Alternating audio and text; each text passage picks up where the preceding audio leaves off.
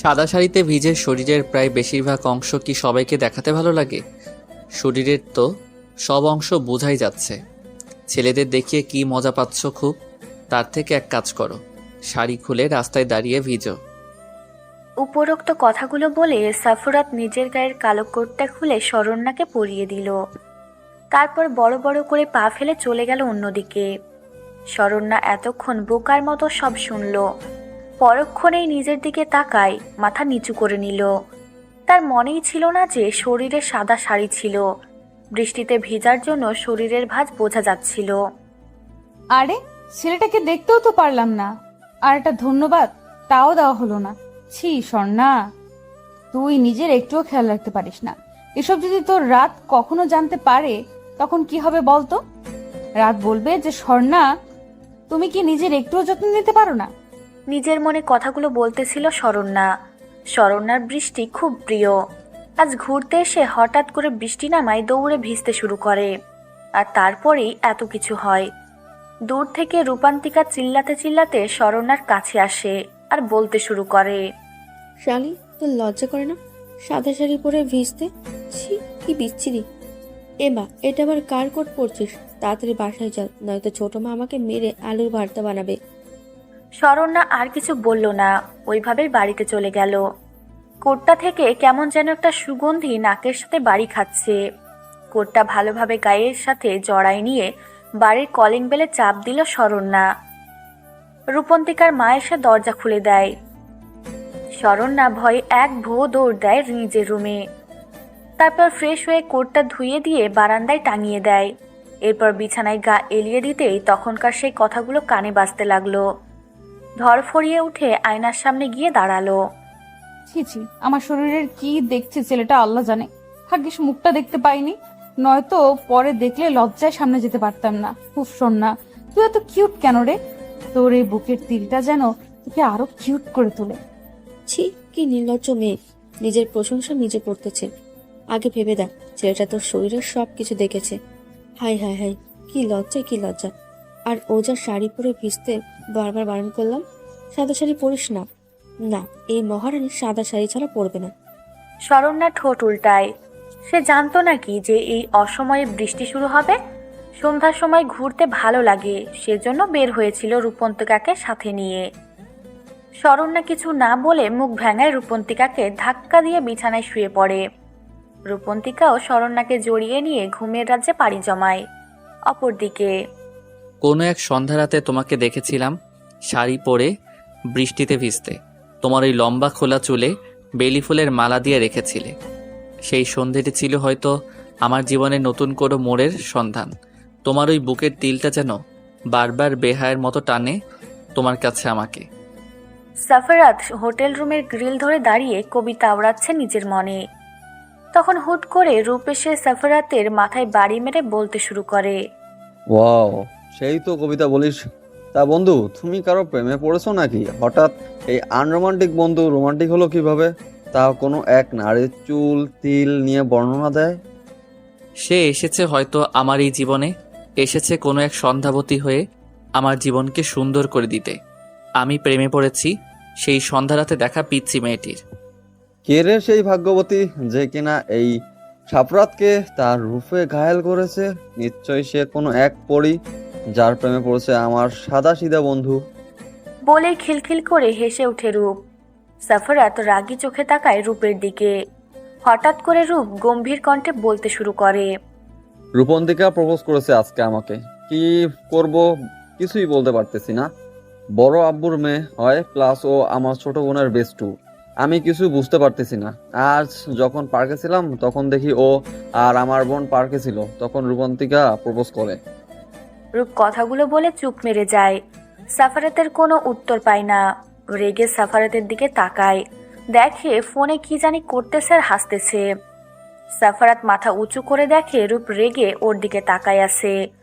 সাফারাত ভয়ে ঢোক গিলে রূপকে বলে, কলিজা, রাগ করিস না। তোর ভাবির ছবি ওয়ালপেপারে সেভ করলাম, লুকিয়ে অনেক কয়টা ছবি উঠাইছি আজকে, বুঝলি? আর শোন, তুই তো আমাকে বলতি রূপন্তিকাকে নাকি তোর ভালো লাগে, তাহলে অ্যাকসেপ্ট কর, সবাই মেনে নিবে, চিন্তা করিস না। হ্যাঁ সেটা ঠিক। দেখি ফোনটাকে, সেই মেয়ে যার জন্য আমার বন্ধু পাগল হয়ে গেছে, বুকের মধ্যে টিপ টিপ ব্যথা করে। রূপ মজা করে বলে সাফারাতের থেকে ফোনটা ছিনিয়ে নেয়। ফোনটা হাতে নিতেই চমকে উঠে ওয়ালপেপারের ছবি দেখে, আর চোখে সাফারাতের দিকে তাকায়। লক খুলে গ্যালারিতে যায়, গিয়ে দেখে অনেক কয়টা ছবি। কিছু ছবিতে পেট দেখা যাচ্ছে, তাই আর দেখল না রূপ। রূপ নিজেকে শান্ত করে মুখে হাসি ফুটায়, সাফারাতকে নরম সুরে বলে, তুই কি জানিস মেয়েটা সিঙ্গেল নাকি ম্যারিড বা হ্যাতেনি যাই হোক, আর একটা কথা, কার অনুমতি ছাড়া ছবি উঠানো ঠিক হয়নি, আর সেটা মাথায় রাখিস। আর এসব কি ছবি উঠাইছিস পেট দেখা যায়? রূপ, তোর কি হলো? এমন গম্ভীর হলি কেন? রাগ করতেছিস হয়তো। আরে আমি কি ইচ্ছা করে এমন ছবি উঠাইছি? মেয়েটা বৃষ্টিতে ভিজার জন্য শরীরের কাপড় লেপটে ছিল, তাই এমন হয়েছে ছবি। আর আমার কোটটা দিয়ে আসছি, তোর গায়ে লাগে না আমার প্রিয় কোড ওইটা? যাক বাদ দে, চল। আমাদের ফ্রেন্ডশিপের 10 বছর হচ্ছে, সেই ইন্টার থেকে আমরা ফ্রেন্ড। কখনো আমাদের বাসায় যাসনি, আমি অনেকবার গেছি তোর বাসায়। আজকে আমাদের বাসায় চল, ওখানে গিয়ে থাকবি। আজকাল নিজের বাসা ভেবে চল। সাফারাতও আর কিছু বলল না। কখনো যায়নি রূপের বাসায়, তাই রূপের সাথে গাড়ি নিয়ে বের হলো। রূপ বাসায় এসে কলিং বেলে চাপ দিলে রূপান্তিকা এসে দরজা খুলে দেয়। ভাইয়া কই ছিল এতক্ষণ? রাত 9টা বাজে। আর উনি কে তোমার সাথে? আর শরণ্যা তোমাকে খুঁজতেছে ভাইয়া। বাবা ওরে বকা দিচ্ছে, কান্না করতে করতে ঘুমাইছে না খেয়ে। দরজা ছাড় আর ভিতরে আসতে দে আগে। আর কি হয়েছে? বকা দিচ্ছিস কিসের জন্য? কি করেছে? আবার কোনো ঝামেলা করেছিস নাকি? তোরা দুইজন তো এসব করে এক্সপার্ট। সর যাও। নিজের বোনের থেকে শোন কি হয়েছে, আর আমার উত্তর কখন দিবা? রূপ কিছু না বলে নিজের রুমে গিয়ে ফ্রেশ হলো। আর সাফারাতও রূপের ট্রাউজার আর গেঞ্জি পরলো। আগে শরীরের জামা ভেজা। রূপ ড্রয়ার থেকে জ্বরের ঔষধ নিয়ে শরণ্যার রুমের দিকে যাচ্ছে, সাথে সাফারাতকেও নিল। রূপ, কি হয়েছে বলতো? বোনের রুমে যাচ্ছিস তাও আমাকে নিয়ে, সাথে আবার ওষুধ নিস কেন? কান্না করলে কি জ্বরের ওষুধ নিতে হয়? অবাক হয়ে বলল সাফারাত। রূপ কিছু না বলে শরণ্যার রুমে যায়, গিয়ে দেখে অন্য পাশে শুয়ে আছে। রূপ মাথায় হাত বুলিয়ে দিয়ে আস্তে আস্তে ডাক দেয়, বনু, এই বনু দেখ, ভাইয়ানু চলে যাচ্ছে, আর কেউ বকা দিবে না, আয়। বৃষ্টি ভিজে গায়ে জ্বর বাঁধলে তো একটু বকা দিতেই পারে। আম্মু সেজন্য কি কান্না করতে হবে বলো? শরণ্যা চোখ মেলে তার ভাইউকে দেখে জড়িয়ে ধরে কান্না করে, আর আব্বু আম্মুর নামে বিচার দেয়। সাফারাত শরণ্যার চেহারা দেখে ভ্যাপাচাকা খায়। এটাই তো তার বৃষ্টিবিলাসী প্রিয়সী। ও শালাবাবু এর জন্য তখন ফোনে ছবি দেখে আমার উপর রাগ ঝাড়ছে। হায় রে কপাল, শেষে কিনা বন্ধুর বোনের প্রেমে পড়লাম। কপালে শনি আছে আমার। ঢোক গিলে মনে মনে বলে সাফারাত, আর চোখে বারবার রূপের দিকে তাকায় সাফারাত। রূপ বুঝতে পেরে কিছু না বলে শরণ্যাকে বুক থেকে ওঠায়, বলতে শুরু করে, বনু কাঁদিস না, চল। গায়ে জ্বর আসছে, খেয়ে ওষুধ খেয়ে নিবি। আর হলো সাফরাত, তোকে বলছিলাম না আমার বেস্ট ফ্রেন্ড এর কথা? দেখতে চাইছিলি না? আজকে নিয়ে আসছি, দেখ। যা, ফ্রেশ হয়ে আয়, আমারও খুব ক্ষুধা লাগছে। সাফারাতের হাত টেনে নিয়ে নিচের ড্রয়িং রুমে যায়, গিয়ে দেখে সবাই এসে পড়েছে খাওয়ার জন্য। আসসালামু আলাইকুম আন্টি আঙ্কেল, কেমন আছেন আপনারা? ওয়ালাইকুম আসসালাম বাবা, ভালো আছি। তুমি কেমন আছো? তোমাকে কত বলে আসার কথা, আসোই না, আজ আসলে? এইভাবে কিছুক্ষণ কথা বললে একটু পর স্মরণ না আসলে সবাই খেতে বসে। খেতে খেতে সবার পরিচয় দেই। শরণ্যা ইসলাম, বাবা শফিকুল, মা রূপালী, ভাই রূপ, বড় আব্বু আতিকুল, বড় আম্মু মার্জিয়া, বড় বাবার মেয়ে রূপান্তিকা। রূপন্তিকা আর শরণ্যা সেম ক্লাস, এবার অনার্স 2য় বর্ষে। আর রূপ ও সাফারাত দুইজন মিলে বিজনেস করে একসাথে শেয়ারে। সাফারাতের বাবা ফিরোজ, মা সালমা। খাওয়া দাওয়া শেষে শরণ্যা ওষুধ খেয়ে নিজের রুমে যায়। রূপ আর সাফারাত রূপের রুমে যায়। সাফারাত ধরাম করে বিছানায় রূপকে ফেলে দিয়ে জড়িয়ে নিয়ে বলতে শুরু করে, সরি বন্ধু, জানতাম না যে তোর বোন ওইটা। একবার যখন মনটা দিয়ে দিছি তখন আর ফিরিয়ে নিতে পারবো না আমি। মাফ কর। আর বোন, জামাই বানানোর জন্য তৈরি হ। রূপ মুচকি হেসে সাফারাতকে ঘুমাতে বলে রুম থেকে বেরিয়ে পড়ে। এদিকে রূপান্তিকা ঘুমের মধ্যে বুঝতে পারে কেউ তাকে কোলে নিয়ে কোথায় যাচ্ছে। হুট করে কোল থেকে নামিয়ে দেয় রূপান্তিকা। তাড়াতাড়ি চোখ খুলে দেখে রূপ সামনে দাঁড়িয়ে আছে। যখনই রূপান্তিকা চিল্লাতে যাবে তখন রূপ মুখ চেপে ধরে। হুট, চিল্লাস না, আমি অন্য কেউ না। শোন, তোকে আগে থেকে আমি পছন্দ করতাম, এখন কাল তুই নিজে প্রপোজ করায় ভেবে দেখলাম কতদিন আর একা থাকবো বল। তাই কি আর করার, সকালে সারপ্রাইজ আছে তোর জন্য। কথাগুলো যেন রূপান্তিকার কানে বাজতেছে। রূপও তাকে ভালোবাসে। নিজের মধ্যে কেমন যেন একটা শিহরণ বয়ে যাচ্ছে রূপন্তিকার শরীরে। রূপের দিকে ঘুরে শক্ত করে জড়িয়ে ধরে রূপান্তিকা। পরক্ষণে কারো হাসির শব্দে রূপ আর রূপান্তিকা ঘুরে দাঁড়ায়। দেখে সামনে শরণ্যা আর পিছনে সাফারাত দাঁড়িয়ে আছে। তোরা এখানে কখন আসলি? দেখ, যা দেখছিস ভুলে যা, আমি ভালো ছেলে। রূপের কথায় সাফারাত আর শরণ্যা হেসে ওঠে। পরক্ষণে শরণ্যা ভ্যা ভ্যা কেঁদে দেয়। সবাই অবাক হয়ে ওর দিকে তাকায়। সাফারাত প্রশ্ন করেই বসে, কি হয়েছে? ভাইয়া লুকিয়ে প্রেম করে আমাকে ও বলেনি। আর রূপন্তিকা, ও তো আমার ফ্রেন্ড, তাও বলেনি আমাকে। তেমন কিছু না পাগলি, কান্না থামা। আর তুই কখন আসলি ছাদে? রাতে ছাদে কেন? আর সাপরাত তুই? এমনি তাকাবি না, আমার ঘুম ধরতেছে না, তাই বাহিরে আসলাম। তখন দেখি শরণ্যা মানে তোর বোন এই দিকে আসতেছে, তাই পিছু পিছু আসলাম। পরে সবাই বসে আড্ডা দিতে লাগলো। একসময় শরণ্যা বলে উঠল, ভাইয়া তুমি না বলছো আমার রাতকে নিয়ে এসে দিবা? কই, কবে এনে দিবা বলো তো? তুমি কথা দিয়ে কথা রাখো নাই। এমনকি আমার রাতও আমাকে কথা দিয়ে কথা রাখে নাই। সে আমাকে ছেড়ে চলে গেল, আর আসলো না। চুপ, আমাকে রাগাবি না। এই রাত 5 বছরের ছবি এনে আমাকে বলতেছে যে ভাইউ আমাকে খুঁজে এনে দাও। আমি কই পাবো তুই বলতো? সাপরাত আমার বোনকে পাবনা দিয়ে আয় তো। যা কবে কার সেই রাত আমি কখনো দেখি নাই। ও নাকি ছোট থাকতে একসাথে খেলেছে, এখন তাকে যাচ্ছে। ওরে ছাড়া নাকি বিয়ে করবে না।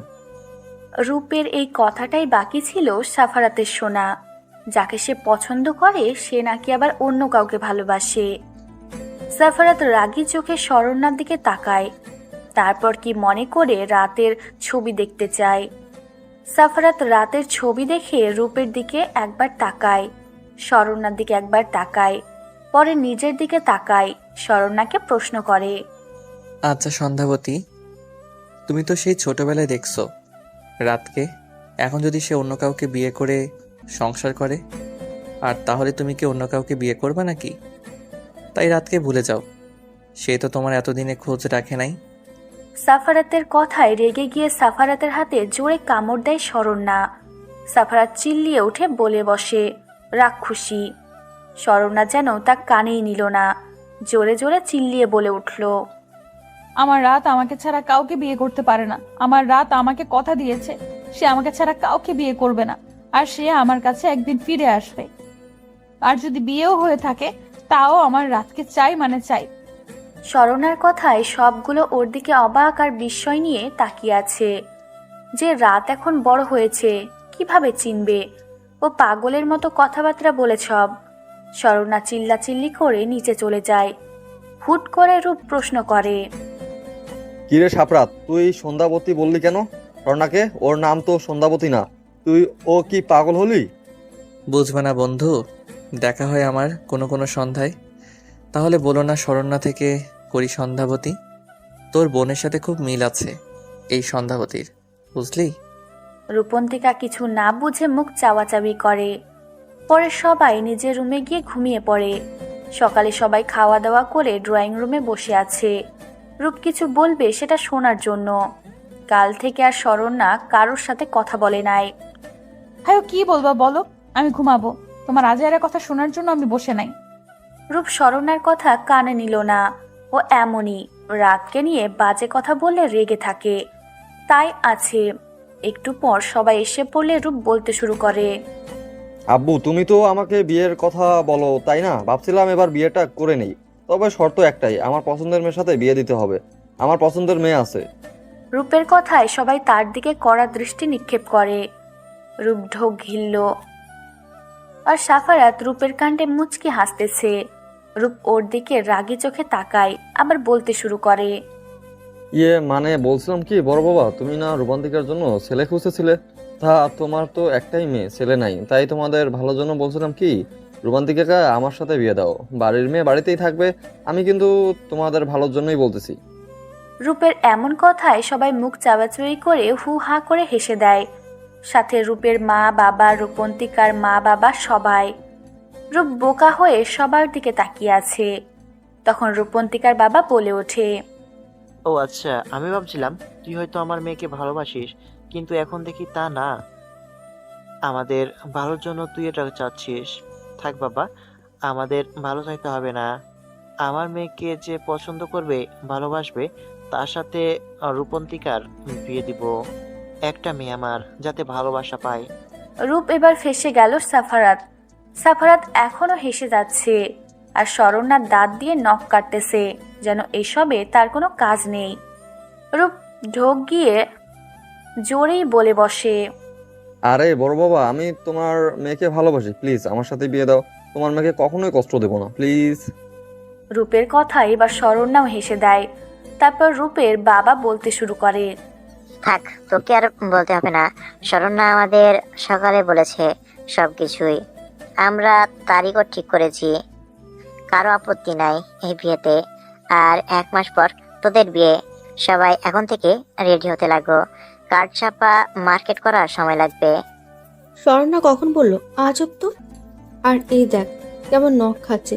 এত কিছু কখন করলো? এমন ভাব নিয়ে আছে যেন কিছুই জানে না। শরণ্যা ওদের পাত্তা না দিয়ে চলে যায়। তখন শফিকুল বলতে লাগে, সকালে যখন আমরা শুয়েছিলাম তখন শরণ্যা তোর বড় আব্বু আম্মু সবাইকে নিয়ে আমার রুমে আসে। প্রথমেই আমি অবাক হয়েছিলাম যে এই সকালে এখানে আবার কি দরকার। শরণ্যা আমাকে কিছু বলতে না দিয়ে বলতে শুরু করেছিল, আব্বু শোন, ভাইও আর রূপন্তিকা একে অপরকে পছন্দ করে, তাই আমি চাচ্ছিলাম তোমরা সবাই মেনে নাও। আর রূপন্তিকার কোনো ভাই বোন নাই, এখানেই থাকবে, সবার ভালো লাগবে। কিন্তু মা, তুই যেটা বলছিস বুঝলাম, কিন্তু আত্মীয়র ভিতরে কি বিয়ে দেওয়া ঠিক হবে? তুই বল আমাকে। ঝামেলা যদি হয় আমি এটা মানতে পারবো না। তোমরা কি আব্বু আমাকে চিনো না? বড় আব্বু তোমার মেয়েকে কি কখনো কষ্ট দিবে? তুমি কি চাচ্ছ যে রূপন্তিকা নয়তো ভাইউর কিছু একটা করে বসুক? তারপর আর কি, সবাই বুঝে শুনে ঠিক করলো সবকিছু। আর মেয়েটার কি হয়েছে? সকাল থেকে গম্ভীর মুখে আছে বলতো। আমি দেখতেছি, ভেবো না। ও রাতের চিন্তায় মগ্ন হয়ে আছে। তোমরা বলো, এই রাতকে কোথায় পাবো? আমি এতদিন বিয়ে করে ফেলেছি নাকি? আর আমি চিনবো কিভাবে? এরপর সবাই সবার কাজে ব্যস্ত। রূপা সাফারাত রেডি হয়ে অফিসের উদ্দেশ্যে বের হয়ে পড়ে। অফিসে এসে রূপ দেখতেছে সাফারাতের মুড অনেক ভালো, তাই সাফারাতকে প্রশ্ন করেই বসে, কিরে, কি হয়েছে বল? তুই এত সিলমুডে কিভাবে আছিস? দেখতেছিস তুই কি হয়েছে আমার বোনের? আমার বোন কি তোর সাথে লাইন মারতেছে নাকি কি ব্যাপার, বুঝলাম না। আহা বন্ধু, তোর বোনকেই তো আমি বউ বানাবো। তোর বোন নিজে আমার বউ হতে চাইবে। একদিন দেখে নিস, তোর বোন না রাতকে ভালোবাসে। হুম হুম হুম হুম হুম, লা লা লা লা লা। সাফারাতের এমন গাছাড়া কথায় কিছু সন্দেহ নিয়ে রূপ তার দিকে তাকায়। আবারও রাত পেরিয়ে সকাল হলো। শরণ্যা ঘুম থেকে উঠে তার বিছানায় একটা চিঠি পায়। চিঠিতে যা লেখা আছে সেটা পড়ে জোরে জোরে চিল্লাতে থাকে আর নাচতে শুরু করে। চিঠিতে লেখা ছিল, আমার সন্ধ্যাবতী, অভিমান করে আছো বুঝি? অভিমান করো না, খুব তাড়াতাড়ি আমি তোমার কাছে ফিরে আসব। তবে আশা করি তুমি নিজে আমাকে খুঁজে নিবা। এতদিন আড়ালে ছিলাম আমি তোমার থেকে এটা দেখার জন্য যে তুমি কি সত্যিই আমার জন্য অপেক্ষা করে আছো, নাকি আমাকে ভুলে অন্য কাউকে নিয়ে মত্ত আছো। কিন্তু না, দেখলাম তুমি আমাতেই সীমিত রয়েছো। আশা করি আরও কিছুটা অপেক্ষা করবা। কোনো এক সন্ধ্যা রাতে তোমায় দেখা দিব আমার সন্ধ্যাবতী। আজ থেকে না হয় আমি তোমার সন্ধ্যাবতী নামটা দিলাম তোমাকে। আমার সন্ধ্যাবতী তুমি। ইতি, তোমার সেই ছোট্ট বন্ধু রাত। এমন মরিস না। কে আসছিল তোর রুমে? আর এই চিঠি কই পেলি? আর হ্যাঁ, এবার তো শান্তি, তোর রাত ফিরে এসেছে। আমাকে তো আর জ্বালাবি না, তোর জ্বালায় আমার জীবন শেষ। সর এখান থেকে, যা। এত লাফাস না। কার না কার লেখা এই চিঠি? চুপ! দেখ, আমার রাত ফিরে এসেছে। আমার কাছে আসলে তোদের নামে বিচার দিব আমি। আমাকে সবাই পাগল বলতো, তোমরা এবার দেখো রাত নামে কেউ আছে। রূপ কিছু না বলে নিচে চলে যায়। অন্যদিকে সাফারাত তার মামনির কোলে মাথা রাখে আর চোখ বন্ধ করে মুচকি হাসে। তা দেখে সাফারাতের মামনি বলতে লাগে, কি ব্যাপার? আমার বাপজান আজ এত খুশি লাগতেছে কেন? আমার বৌমা পাইছো নাকি? কতদিন থেকে বলতেছি বিয়ে করো, একটা নাতি নাতনি নিয়ে খেলবো, তাই না? হুম হুম, মামুনি, খুব তাড়াতাড়ি তোমার বৌমা আনবো। ওয়েট, পিক দেখাই। এই দেখো তোমার বৌমা। কেমন, পছন্দ হয়েছে তো তোমার নাকি? মাশাল্লাহ, হবে না কেন বলতো? এত সুন্দর একটা মেয়ে পছন্দ না হওয়ার কি আছে? আমাকে বোঝা। তা প্রেম করিস নাকি অন্য কিছু? হুম হুম। মামুনির থেকে দেখি আজকাল কথা লুকিয়ে রাখা শিখেছো। আরে মামুনি না, তুমিও না, কি যে বলো। আমি পছন্দ করি, তোমার বৌমা তো রাত নাম এর একজনকে পছন্দ করে। ছোটবেলার নাকি রাত, তার 5 বছরের একটা ছবি নাকি আছে সেই রাতকে। সালমা বেগম না বুঝে সাফারাতের দিকে তাকায়। পরক্ষণে কিছু মনে পড়তেই খিলখিল করে হেসে ওঠে আর সাফারাতের মাথায় বাড়ি মেরে বলে, মেয়েটাকে সব বলে দে। সকাল 10টা, শরণ্যার কলেজ বন্ধ থাকায় কলেজে না গিয়ে শুয়ে আছে আর ভাবতে লাগলো সেই 14 বছর আগের ঘটনা। তখন শরণ্যার বয়স ছিল 6 বছর, ক্লাস 1-এ ভর্তি হয়েছিল আর রাতের বয়স ছিল 11 বছর, ক্লাস 5-এ। শরণ্যা ওরা তখন গ্রামে থাকতো, রাত ছিল পাশের গ্রামে। প্রতিদিন শরণ্যা একটা ছোট্ট পার্ক আছে, ওখানে যেত খেলা করতে। সেদিন প্রথম দেখা হয় রাতের সাথে। ফ্ল্যাশব্যাক। ছোট্ট শরণ্যা ধীর পায়ে পার্কে ঢুকে ছোট বাচ্চাদের সাথে খেলতে লাগলো। তখন রাত দূর থেকে শরণ্যার বাচ্চামি ফেস দেখে মায়া হয়, তাই রাত শরণ্যার কাছে এসে শরণ্যাকে ডাক দেয়। এই পিচ্ছি, এদিকে আসো। তোমার নাম কি? তুমি এত কিউট কেন? আমার বউ হবে? অনেক আদর করব। তোমাকে আমার অনেক ভালো লাগছে। বউ বউ কি? হ্যাঁ, বউ হবো তাহলে আমাকে তুমি প্রতিদিন চকলেট এনে দিবা, ফুল দিবা, বলো। হ্যাঁ দিব, প্রতিদিন নিয়ে আসবো তোমার জন্য। তুমি আমাকে জামাই বলবা, আমি বউ বলবো, কেমন? তোমার নাম কি পিচ্ছি?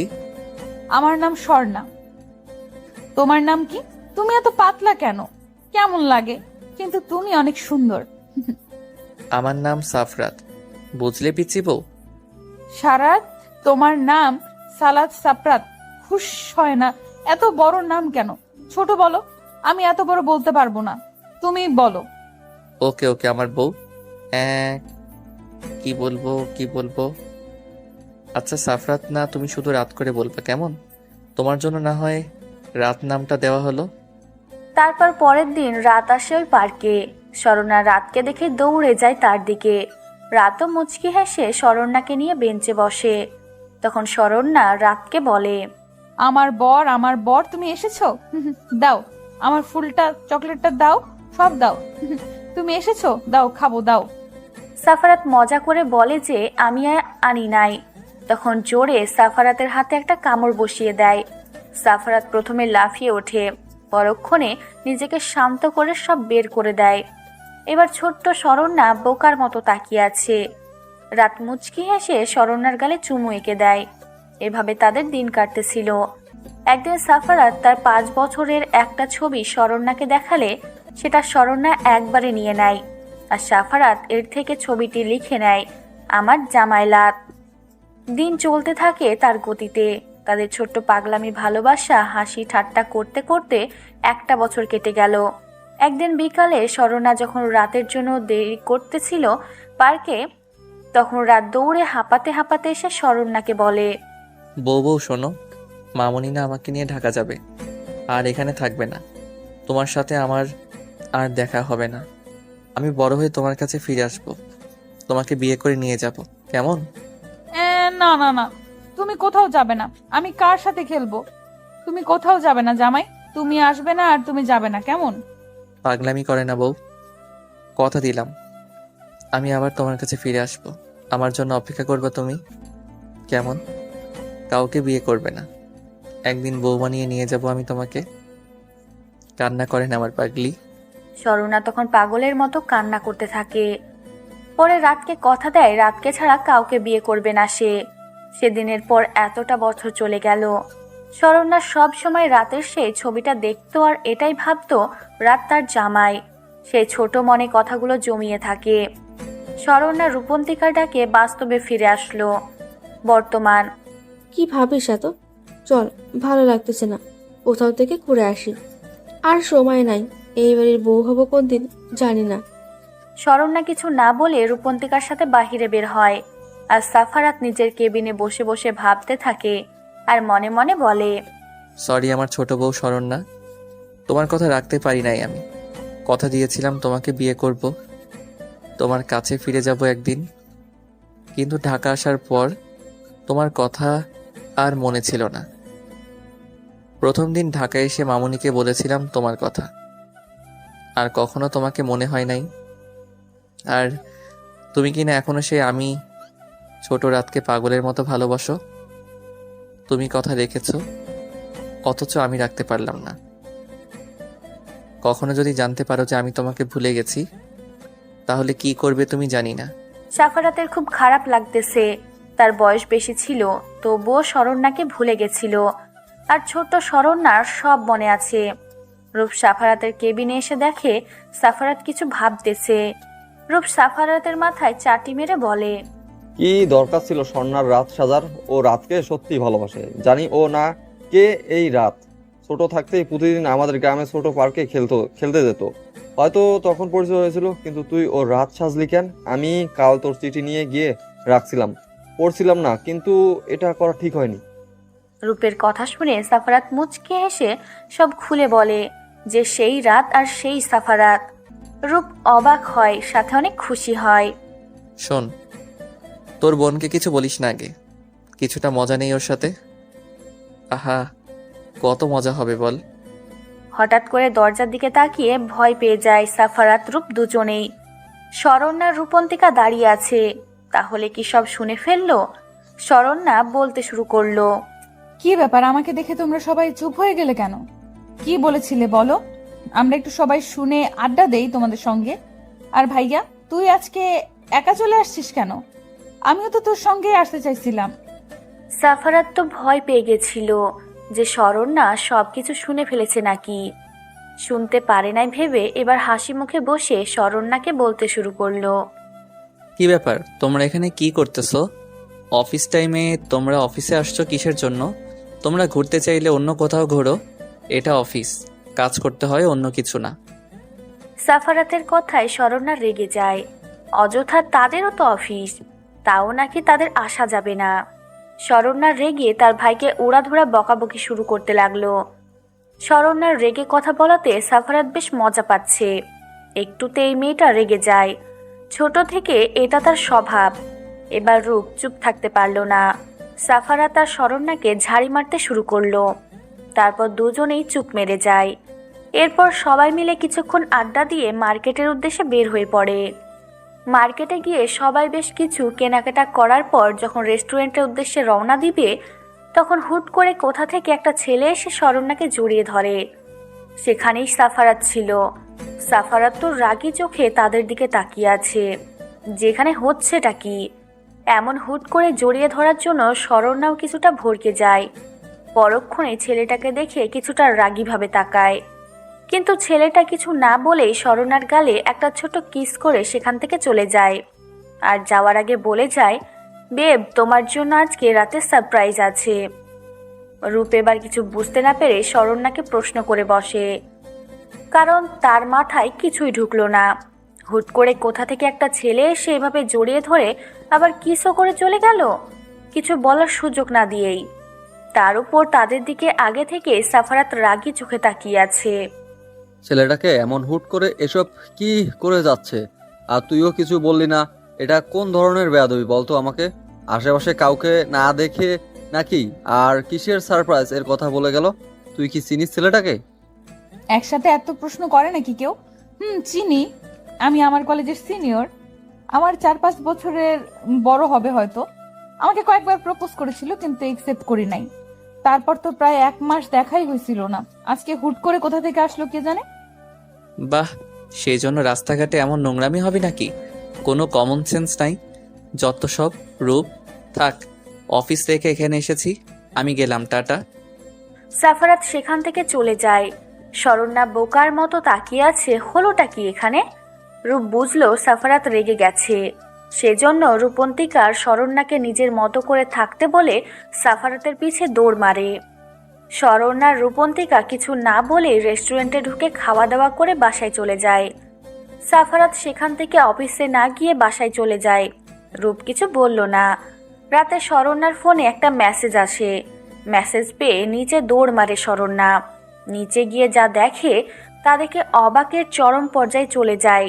তার মানে মেসেজে লেখা ছিল, আমার শরণ্যা রানী, আমি ফিরে এসেছি তোমার লাইফে। বড্ড ভালোবাসো আমায় জানি আমি। সেই ছোটবেলায় আমাকে দেখেছো, আমার সাথে খেলেছো, তবুও কখনো ভুলে যাওনি আমাকে। এতটা ভালোবাসো আমায়। তোমাকে বলেছিলাম যে ফিরে আসবো একদিন, তোমাকে বউ বানিয়ে নিয়ে যাব। আমি ফিরে এসেছি। ইতি তোমার পিচ্চি বড় রাত। শরণ্যার নিচে নেমে দেখে রাতুল দাঁড়িয়ে আছে। রাতুল বলতে মার্কেটে যে ছেলেটা শরণ্যাকে জড়িয়ে ধরেছিল। শরণ্যা ভাবতেই পারে না রাতুলই তার রাত। শরণ্যা দৌড়ে গিয়ে রাতুলকে জড়িয়ে ধরে বলতে শুরু করে, রাত, তুমি আমার রাত। এতদিন বলো নাই কেন আমাকে?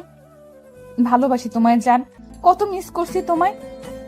আর এতদিন পর নিজের পরিচয় দিলে আমাকে, কেন এমন করলে আমার সাথে? রাতুল শরণ্যাকে 2 হাত দিয়ে জড়িয়ে নিয়ে শরণ্যার মাথায় হাত বুলিয়ে দেয়। এতক্ষণে শরণ্যা দৌড়ে আসা দেখে সবাই বাহিরে আসে। এসে দেখে এসব কাণ্ড। তার থেকে বড় কথা, রূপ শক খাইছে। এই রাত হলে সাফারাত কি মিথ্যে কথা বলল? রূপ কিছু না বলে নিজের রুমে গিয়ে সাফারাতকে ফোন দেয়। কি সমস্যা? ফোন দিছিস কেন? কেমন ভাই তুই? বোনের খেয়াল রাখতে পারিস না? যার তার সাথে মিশতে দিস? কি বলবি বল তাড়াতাড়ি, ঘুমাবো আমি।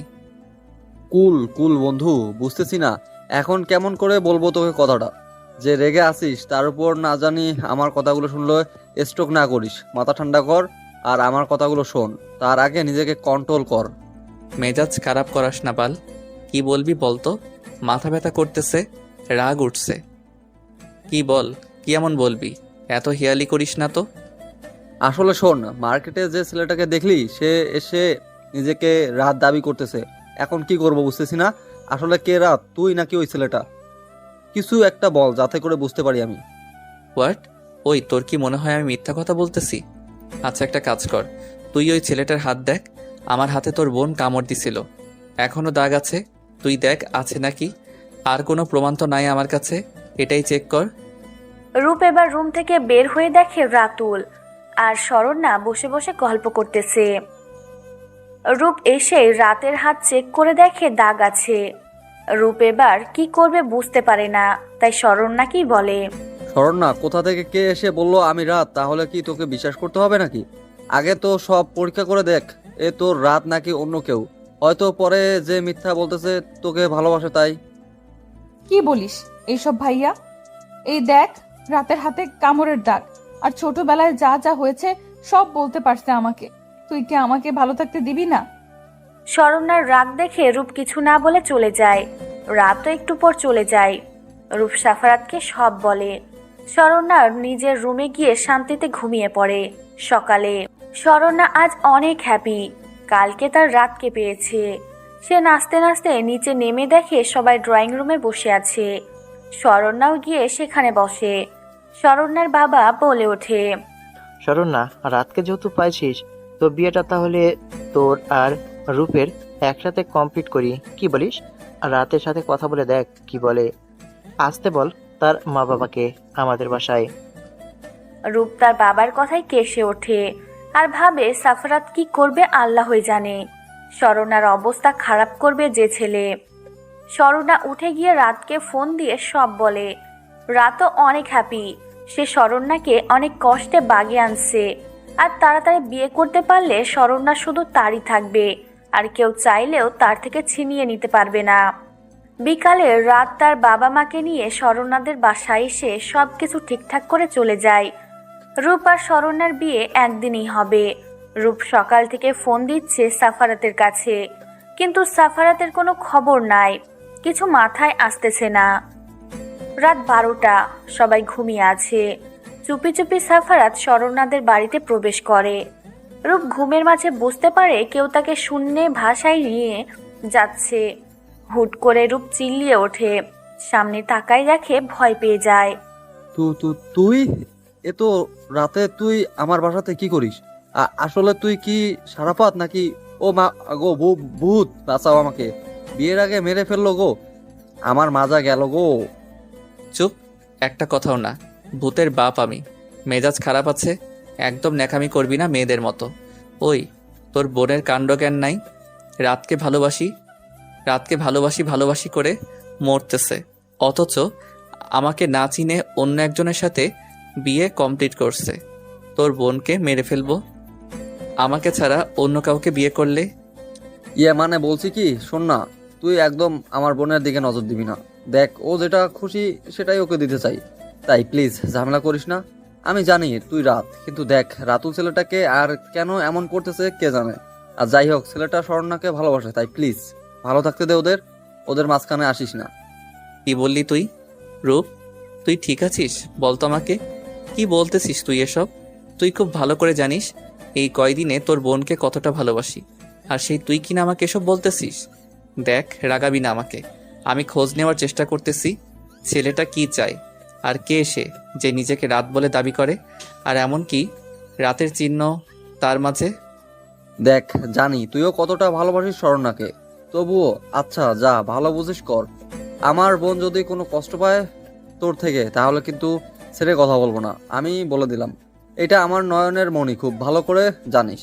ও যখন যেটা চায় আমি সেটাই দিয়েছি। চিন্তা করিস না সেসব নিয়ে। শোন, একা তো আর প্ল্যান করা যায় না, তাই তোকে নিয়ে প্ল্যান করব, আর সেজন্য ছাদে আনলাম। কিন্তু এত রাতে ছাদে না থাকাই ভালো। চল তোর রুমে যাই আগে। আর হ্যাঁ, ক্ষুধা লাগছে, খাবার দে, না খেয়ে আছি আমি। রূপ আর সাফারাত নিচে নেমে আসে। রূপ সাফারাতের জন্য খাবার এনে দেয়। সাফারাত খেয়ে রূপকে তার সব প্ল্যান বলে। সাফারাতের কথায় রূপ রেগে যায়, রেগেই বলতে শুরু করে। ওই কি ভাবছিস তুই, আমাকে বলতো? তোর তো দেখি সাহস বেড়ে গেছে, আমার বোনকে নিয়ে তুই আমার সাথে প্ল্যান করতে যাচ্ছিস, আর কি সব বলতেছিস? আমি এমন কি করব তোর জন্য, তাই না? লাত্তি খাবি, সর ভাগ। প্লিজ কলিজা, আমার রাগ করিস না। দেখ, তুই ছাড়া তো আমার আর বেস্ট ফ্রেন্ড নাই। তুই তো কারোর সাথে মিশতে দেশ নাই, তাই তুই আমার জেশশালা হওয়ার আগে কিন্তু আমার বন্ধু। তাই প্লিজ না করিস না, যা বলতেছি রাজি হ। প্লিজ কলিজা আমার, প্লিজ। তুই ছাড়া কিন্তু আর কোনো রাস্তা নাই। ওকে ওকে, কুল, ওকে থাক, আর বলতে হবে না। কাল থেকে মিশন শুরু করতে হবে, আর দেখতে হবে কে রাতুল কেন ভালোবাসে, আর এমন মেয়ে আছে কিনা যে টাকার জন্য সব করতে পারে। তবে আর কি, আমার কোমরটা তো ভেঙছিস তুই, আর ঘুমা, আর কোনো কথা বলিস না রাতে। ইয়ে মানে বলছিলাম কি বন্ধু, তুই থাক, আমি একটু আমার বউটাকে দেখে আসি। প্রমিস কিছু করব না বিয়ের আগে। বিয়ের পরের কথা কিন্তু ভিন্ন। এইদিকে সাফারাতের কথা শুনে রূপ হেসে দেয়। সাফারাত রূপের রুমের সামনে এসে দেখে দরজা ভিতর থেকে বন্ধ করা। সাফারাত ভাবে এটাই বুঝি হওয়ার ছিল। পরক্ষণে মনে পড়ে এদের সব রুমের ডুপ্লিকেট চাবি আছে, যার দ্বারা বাহির থেকে দরজা খোলা যায়। সাফারাত রূপের সাথে ঝগড়া করে চাবিটা নিয়ে আসে। রুমের দরজা খুলে ভিতরে প্রবেশ করে দেখে শরণ্যা এলোমেলোভাবে শুয়ে আছে। সাফারাত দরজা লাগিয়ে শরণ্যার পায়ের কাছে গিয়ে বসে, আর পকেট থেকে একটা পায়েল বের করে শরণ্যার পায়ে পরিয়ে দেয়। এরপর শরণ্যার ঘুমন্ত কয়েকটা ছবি উঠিয়ে নেয়, সাথে পায়েল পরা পায়েরও কয়েকটা ছবি ওঠায়, আর ভাবতে থাকে সেই ছোটবেলার কথা। সাফারাতের সব মনে পড়ে গেছে। সাফারাত মুচকি এসে ভাবে সেই দিন এর কথা, যেদিন সাফারাত শেষবারের মতো শরণ্যার সাথে দেখা করেছিল। অতীত। সাফারাত যখন শরণ্যার থেকে বিদায় নিয়ে চলে যাবে, তখন শরণ্যার পিছন থেকে সাফারাতের হাত টেনে ধরে আর কেঁদে দেয়। সাফারাত শরণ্যার চোখে পানি মুছে দিয়ে কপালে চুমু এঁকে দিয়ে বলে, এ আমার পিচি বউ কাঁদে না, শোনাবো আমার। আমি একদিন তোমার কাছে ঠিকই ফিরে আসবো, দেখে নিও। একদম মন খারাপ করবে না, কেমন? কি হয়েছে তোমার? এভাবে কান্না করলে কি আমার যেতে মন চাইবে বলো? আচ্ছা, কি নিবে বলো? যখন ফিরে আসবো তোমার কাছে, তখন কি নিয়ে আসবো বলো? এটা শুনে যেন শরণ্যা অনেক খুশি হয়। শরণ্যা সাফারাতের হাত ধরে ঘুরতে শুরু করে আর বলে, সত্যি তুই আমার জন্য আমি যা চাইবো তাই নিয়ে আসবি? সত্যি তুমি আমার জন্য আমি যা চাইবো তাই নিয়ে আসবা? তাহলে কি চাইবো তুমি বলো? তোমাকে ছাড়া তো কিছু ভালো লাগে না আমার রাত বর। আচ্ছা, তুমি আমাকে ঝুনঝুনিওয়ালা একটা নুপুর এনে দিও, কেমন? সেদিন সাফারাত শরণ্যার কথা শুনে মুচকি হাসি দিয়ে চলে আসে। বর্তমান। সাফারাতের ধ্যান ভেঙে যায় শরণ্যার নড়চড় করাতে। সাফারাত কি জানি ভেবে শরণ্যার ঠোঁটে ঠোঁট ছোঁয়ায়, একটা ছবি ওঠায়। তারপর ঘাড়ের কাছে যে তিলটা ছিল সেইটাতে একটা ছোট্ট করে চুমু এঁকে দেয়। এরপর সাফারাত তার নিজের হাতের দিকে তাকায়। এই কামড়ের দাগটা শরণ্যার দেওয়া। সাফারাত যখন শরণ্যাকে ছেড়ে চলে গেছিল, এর মাঝে সে ভুলে গেছিল শরণ্যার কথা। কিন্তু এই হাতের কামড়ের দাগটা তাকে কেমন যেন একটা ভালো লাগা অনুভব করাতো, যার জন্য সে মাঝে মাঝে দাগটাকে নিজেই কামড় বসাতো, আর সেজন্য এখনো দাগটা আছে।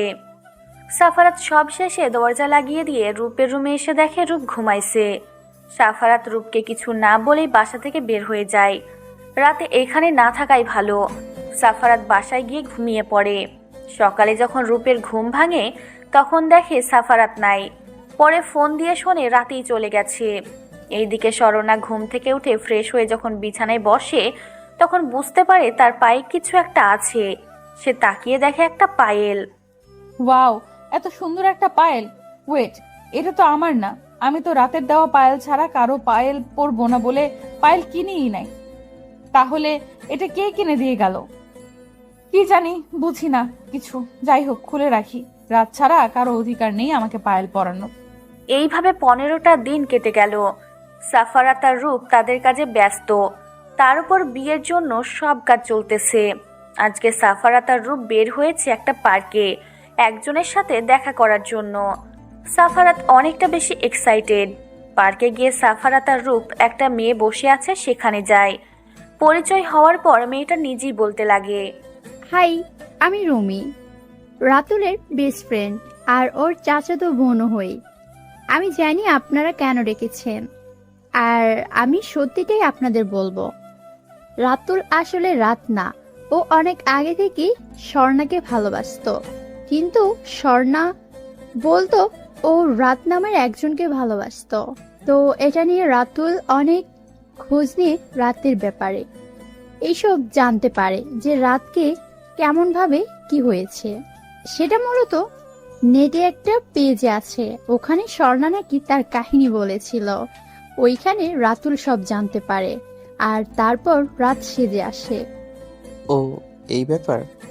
কিন্তু তার হাতে দাগ আছে, সেটা কিভাবে কি করলো ও? আর তুমি না ওর বেস্ট ফ্রেন্ড? তাহলে সব সত্যি বলতেছো কেন আমাদের?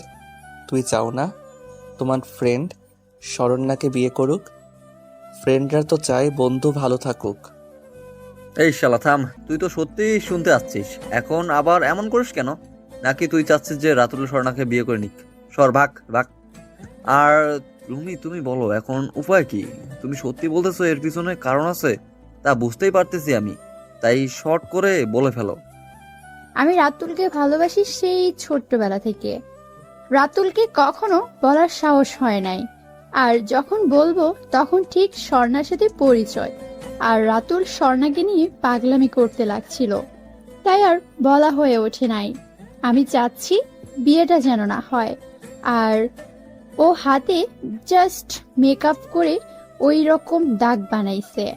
আমি সব বললাম, এখন বাকিটা আপনাদের ব্যাপার। ওকে ওকে, একটা আইডিয়া পাইছি। রূপ, তোদের বাসার সবাইকে বলে দে আমি রাত শরণ্যা ছাড়া ও যেন না জানে, বুঝলি? আর রাতুলকে বিয়ের দিন আমরা সরাবো আর রুমির সাথে বিয়ে দিব। আর রাতুলের জায়গায় আমি বিয়ে করব আমার সন্ধ্যাবতী বউকে। সো আমিও আয়োজন করি। এমনি এমনি তো আর বিয়ে করা যায় না, তাই না? বাহ, কে বাত হে। ওকে, আর করার কিছুই নাই তাহলে, তাই না? তুই যেটা বলবি তাই হোক। আর রুমি, আপনাকেও ধন্যবাদ এর জন্য। না হয় আমরা আপনার আর রাতুলের বিয়েটা দিয়ে দেব। আজ তাহলে আসি, ভালো থাকবেন। চল সাফরাত। সেখান থেকে রূপ আর সাফারাত রূপদের বাসায় আসে। তারপর রূপ তার বাবা মা সবাইকে সবটা বলে দেয়, আর তারাও রাজি হয়। শরণ্যা আর রূপন্তিকা ছাড়া সবাই এখন জানে সাফারাতই রাত। এখন সময় যাচ্ছে। আজ শরণ্যা, রূপ, সাফারাত, রূপন্তিকা আর অন্যদিকে রাতুলের গায়ে হলুদ হচ্ছে। সাফারাতও নিজের বাসায় আয়োজন করছে, বিয়ে বলে কথা। শরণ্যা রেডি হয়ে নিচে নেমে স্টেজে বসে থাকে। সাথে রূপ, রূপন্তিকাও আছে। সবাই এক এক করে হলুদ লাগাই দিয়ে যাচ্ছে। শরণ্যা খেয়াল করলো যে তার ভাইয়ের বিয়ে ও হচ্ছে, অথচ আজ সাফারাত নাই। তাই রূপকে বলল, ভাইও, সারাফাত ভাইয়া কই? তোর বিয়ে সারাফাত ভাইয়া না তোর বেস্টু? তাহলে আসলো না কেন? কি ব্যাপার বলতো? কেমন বেস্টু যে বেস্টুর বিয়েতে আসে না? হায়, আর দেখো আমার বেস্টু ও নিজে বিয়ে করতেছে, সাথে আমিও বিয়ে করতেছি। এমন বেস্টু হতে হয়, বুঝলা? একসাথে বিয়ে করতে হয়। তুই একা বেস্টুর সাথে বিয়ে করিস নাই, আমার দোস্তটাও করেছে। সেটা কি আর তুই জানিস? সে তো আমার বোনকে উঠায় নিয়ে যাবে, বউ বানায়। সেটা জানলে তুই এখন তুলকালাম বানায় দিতিস। একটু পর দেখা গেল সাফারাত বাইক নিয়ে ভিতরে প্রবেশ করে। তার ঠোঁটে লেগে আছে একটা অমায়িক হাসি। সাফারাতকে দেখে রূপ আর তার বাবা মা মুচকি মুচকি হাসতেছে। সাফারাত কিছুটা লজ্জা পেয়ে মাথা নিচু করে নিয়ে শরণ্যাদের কাছে যায়। গিয়েই শরণ্যার গালে হলুদ মাখাই দিয়ে বলে, কি মনে হয় সন্ধ্যাবতী যে আমার ফ্রেন্ডের বিয়েতে আসবো না, তাই না? এটা কি কখনো হয় বলো? এই যে দেখো চলে আসলাম, সাথে আমার সন্ধ্যাবতীকেও হলুদ লাগানো হলো। বিয়ের জন্য তৈরি হও, সারপ্রাইজ ওয়েট করতেছে তোমার জন্য। যাই হোক সন্ধ্যাবতী, খুব সুন্দর লাগতেছে তোমাকে। এই সন্ধ্যা রাতের তারাগুলি যেমন সৌন্দর্য বৃদ্ধি করে, ঠিক আমার সামনে বসা সন্ধ্যাবতী আজ সে সৌন্দর্য বৃদ্ধি করতেছে। তার মারাত্মক সুন্দর লাগতেছে। আসো কয়েকটা সেলফি উঠাই। শরণ্যা হা হয়ে তাকাই আছে, কি সব বলতেছে? আবার সাথে আমার সন্ধ্যাবতী লাগাইছে। শরণ্যা তাকিয়ে দেখে তার মা বাবা হাসতেছে। সেদিকে শরণ্যা ভ্রু কুচকে তাকালে সবাই চুপ মেরে যায়। সাফারাত জোর করে হলুদ মাখিয়ে দেয় পুরো মুখে, সাথে সেটারও ক্যামেরা দ্বারা ভিডিও করে আর ছবি ওঠায়। তারপর রূপকে আর রূপন্তিকাকে হলুদ লাগাই সবার থেকে বিদায় নিয়ে চলে যায় কিছু না খেয়েই। অনুষ্ঠান শেষে শরণ্যা রিজের রুমে গিয়ে বারবার ভাবতেছে সে রাতকে চিনতে ভুল করে নাই তো। কেমন যেন লাগতেছে তার। এত না ভেবেই ঘুমের দেশে পাড়ি জমায়। সকালে ঘুম থেকে উঠে রূপের ডাকাডাকিতে উঠে ফ্রেশ হয়ে খাওয়া দাওয়া করে নিজের রুমে বসে আছে মন খারাপ করে। এমন সময় রূপ আর রূপন্তিকা আসে। শরণ্যার মন খারাপ দেখে রূপ শরণ্যার পাশে বসে বলে, কি হয়েছে বনু, মন খারাপ কেন? আজকের দিনে এমন মুখটা পেঁচার মতো করে থাকলে হবে নাকি? আর তুই তো রাতকে পেয়ে যাচ্ছিস আর এমন ভাবে মন খারাপ করে আসিস। কি হয়েছে বল? আমরা কি কিছু করছি? শরণ্যা রূপকে জড়িয়ে ধরে ফুপিয়ে কেঁদে দেয়। হুট করে এমন করায় রূপ কিছুটা অবাক হয়। পরক্ষণে বুঝতে পারে সবাইকে ছেড়ে যাবে, এই ভেবে হয়তো কান্না করতেছে। রূপও আর নিজেকে সামলাতে পারল না, বোনকে জড়িয়ে নিয়ে কেঁদে দিল। একটু পর রূপের মা বাবা রুমে এসে এমন দেখে তারাও কেঁদে দিল। রূপন্তিকার বেচারাও মুখ ভার করে বসে আছে। হঠাৎ করে ওও কেঁদে উঠল। এবার সবাই ওর দিকে তাকালো। রূপ বলে বসে, তোর আবার কি হইল? তুই তো এ বাড়িতে থাকবি আর তুই আবার কাঁদছিস কেন? নাকি অন্য বাড়ি যাওয়ার সুখ হয়েছে? কোনটা বলতো? ব্যাপার ভালো ঠেকতেছে না, মুখটা এমন করে রাখছিস কেন? না মানে বলছিলাম কি, আমি তো এই বাড়িতেই বিয়ে করতেছি। স্বর্ণার মতো তো সবাইকে ছেড়ে যেতে হবে না। তাহলে কি করব আমি?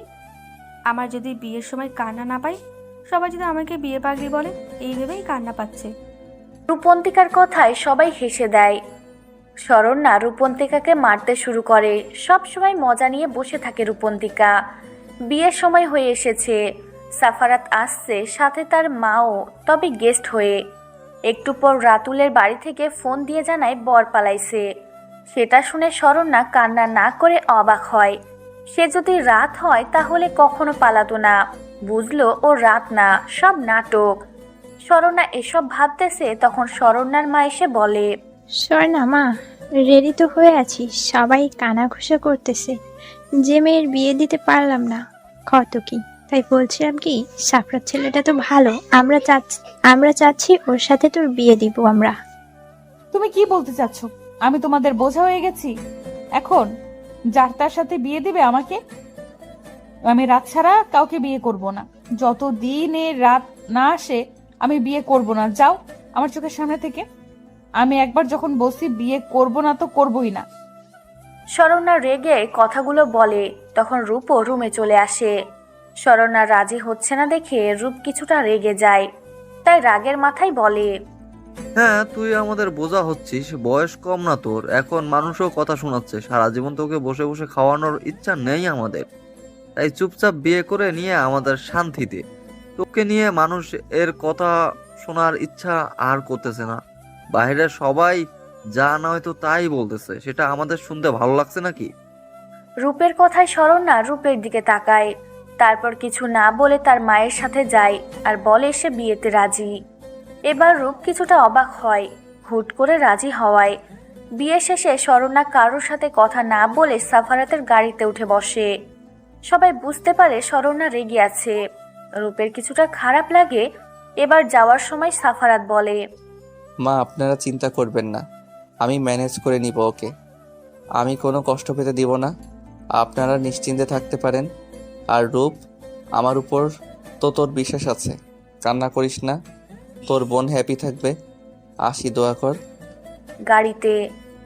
গাড়িতে যাওয়ার সময় সাফারাত দেখে শরণ্যা অন্যদিকে মুখ করে নীরবে কেঁদে যাচ্ছে। সাফারাত মুচকি হেসে তার মাকে ইশারায় বলল যেন শরণ্যাকে সামলায়।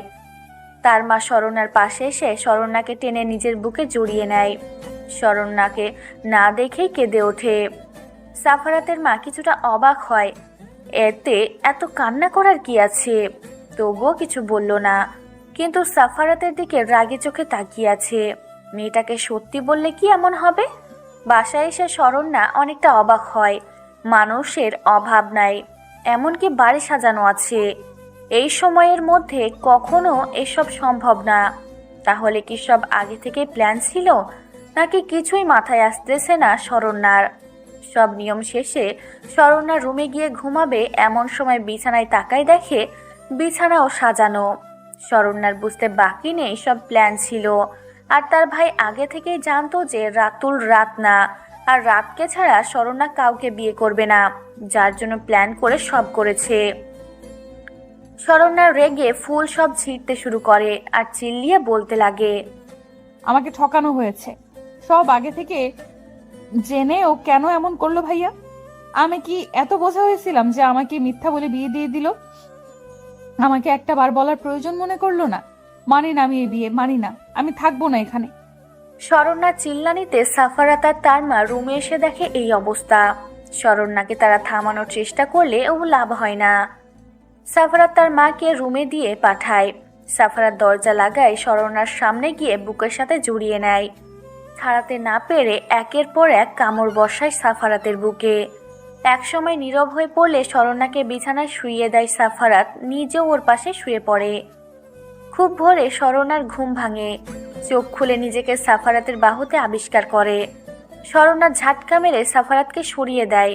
সাফারাত এবার চোখ খুলে বোঝার চেষ্টা করে কি হয়েছে, কিন্তু বুঝে উঠতে পারে না। শরণ্যা রাগীভাবে চিল্লিয়ে বলে, আপনি কি ভেবেছেন বিয়ে করেছেন বলে কিনে নিয়েছেন আমাকে? একদম কাছে আসার চেষ্টা করবেন না বলে দিলাম। আমি শুধু রাতের, আর কারণ না। আপনি সব জেনে কেন আমাকে বিয়ে করেছেন? আপনাকে আমি বলি নাই বিয়ে করার কথা? জোর করে ভাইয়ার সাথে প্ল্যান করে সব করেছেন আপনারা। আপনার মুখ দেখতেও আমার ঘৃণা হচ্ছে। কোন সাহসে আমাকে জড়িয়ে ধরেছে? শরণ্যা, প্লিজ আস্তে কথা বলো, বাহিরে সবাই শুনে ফেলবে। আমার রুম সাউন্ড প্রুফ না, এত বড় লোকই আমার ভালো লাগে না, তাই আস্তে কথা বলো। আর হয়তো ঘুমের মাঝে জড়াই ধরছিলাম, এতে এত চিল্লানোর কি আছে? এত রিয়াক্ট করতেছ কেন বুঝলাম না। আমি তোমার জামাই, অন্য কেউ না। যাও, আজান দিছে, নামাজ পড়ে এসে ঘুমাও। জামাই মাই ফুট, বললাম না আমি এই বিয়ে মানি না, মানে মানি না। আর কিসের জামাই?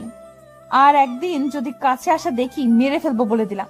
এই বাড়িতে থাকার ইচ্ছা আমার নেই। তার থেকে বড় কথা, আমি আর নিজের বাড়িও ফিরে যাব না। বোঝা হয়ে গেছে সবার। যতদিন না রাতকে খুঁজে পাই এখানেই থাকবো। আপনি দূরে থাকবেন আমার থেকে। সাফারাত বিরক্তি নিয়ে উঠে অজু করে নামাজ পড়তে বসে। একটু পর শরণ্যাও এসে সাফারাতের পাশে বসে একসাথে দুইজনে নামাজ আদায় করে। শরণ্যা উঠে যাবে এমন সময় সাফারাত শরণ্যার হাত টেনে বসায় আর বলে, দেখো সন্ধ্যাবতী, যা হবার হয়েছে সব মেনে নাও। এখন বিয়ে হয়ে গেছে, তাই সব বাদ দিয়ে সংসারে মন দাও।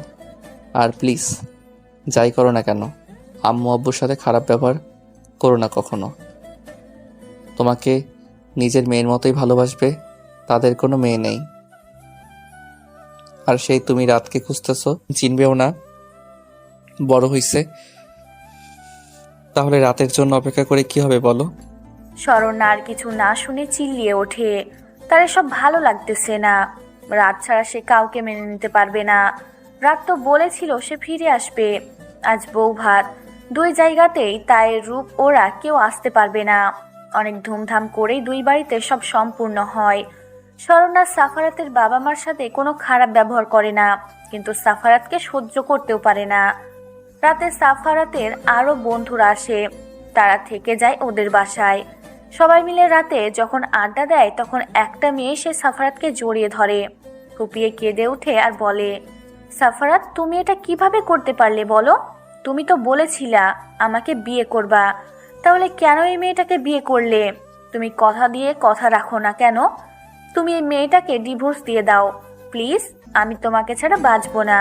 আমি শুনলাম এই মেয়েটা নাকি তোমাকে বর হিসেবে মানে না, তাহলে তাকে ডিভোর্স দাও প্লিজ আর আমাকে বিয়ে করো। শরণ্যা সেই দিকে তাকিয়ে চোখ নামিয়ে নেয়। সাফারাত কি করবে বুঝে উঠতে পারছে না। মেয়েটা তার মামাতো বোন মিতু, তার থেকে 10 বছরের ছোট, মাত্র ক্লাস 10-এ পড়ে। ছোট থেকে সাফারাতের সাথে বেশি মিশতো আর বলতো সাফারাতকে বিয়ে করবে। সাফারাত তখন বলতো বিয়ে করবে না। সব ঠিকই ছিল, সাফারাত ভাবতো ছোট মেয়ে তাই এমন করে, কিন্তু না, একসময় সেটা পাগলামিতে পরিণত হয়। ক্লাস 10-এ থাকতে হাত কাটতে শুরু করে। তাই সাফারাত সব কিছু সামলানোর জন্য বলেছিল মিতু বড় হলে বিয়ে করবে। সাফারাত মিতুকে নিজের থেকে সরিয়ে বলে, মিতু, এমন পাগলামি করিস না বোন, তুই বড় হচ্ছিস, বোঝার চেষ্টা কর। আর ও না, ওইটা তোর ভাবি, শরণ্যা নাম, ভাবি বলবি কেমন? তোকে আমার থেকে সুন্দর ছেলে এনে দিব, চিন্তা করিস না। আমি তোর 10 বছরের বড়, তোকে কিভাবে বিয়ে করব বল? সেদিন তোকে সান্ত্বনা দেওয়ার জন্য বলছিলাম বিয়ে করব, তাই সেটা নিয়ে বসে থাকিস না। যা, রাত হয়েছে, ঘুমা। তো সাফারাতের কথায় রেগে যায়। এখন শব্দ শরণ্যার ভেবে শরণ্যাকে গিয়ে ধাক্কা মারে। শরণ্যা সেদিকে তাকায়, নিজেকে সামলে নেয়, কিছু বলে না।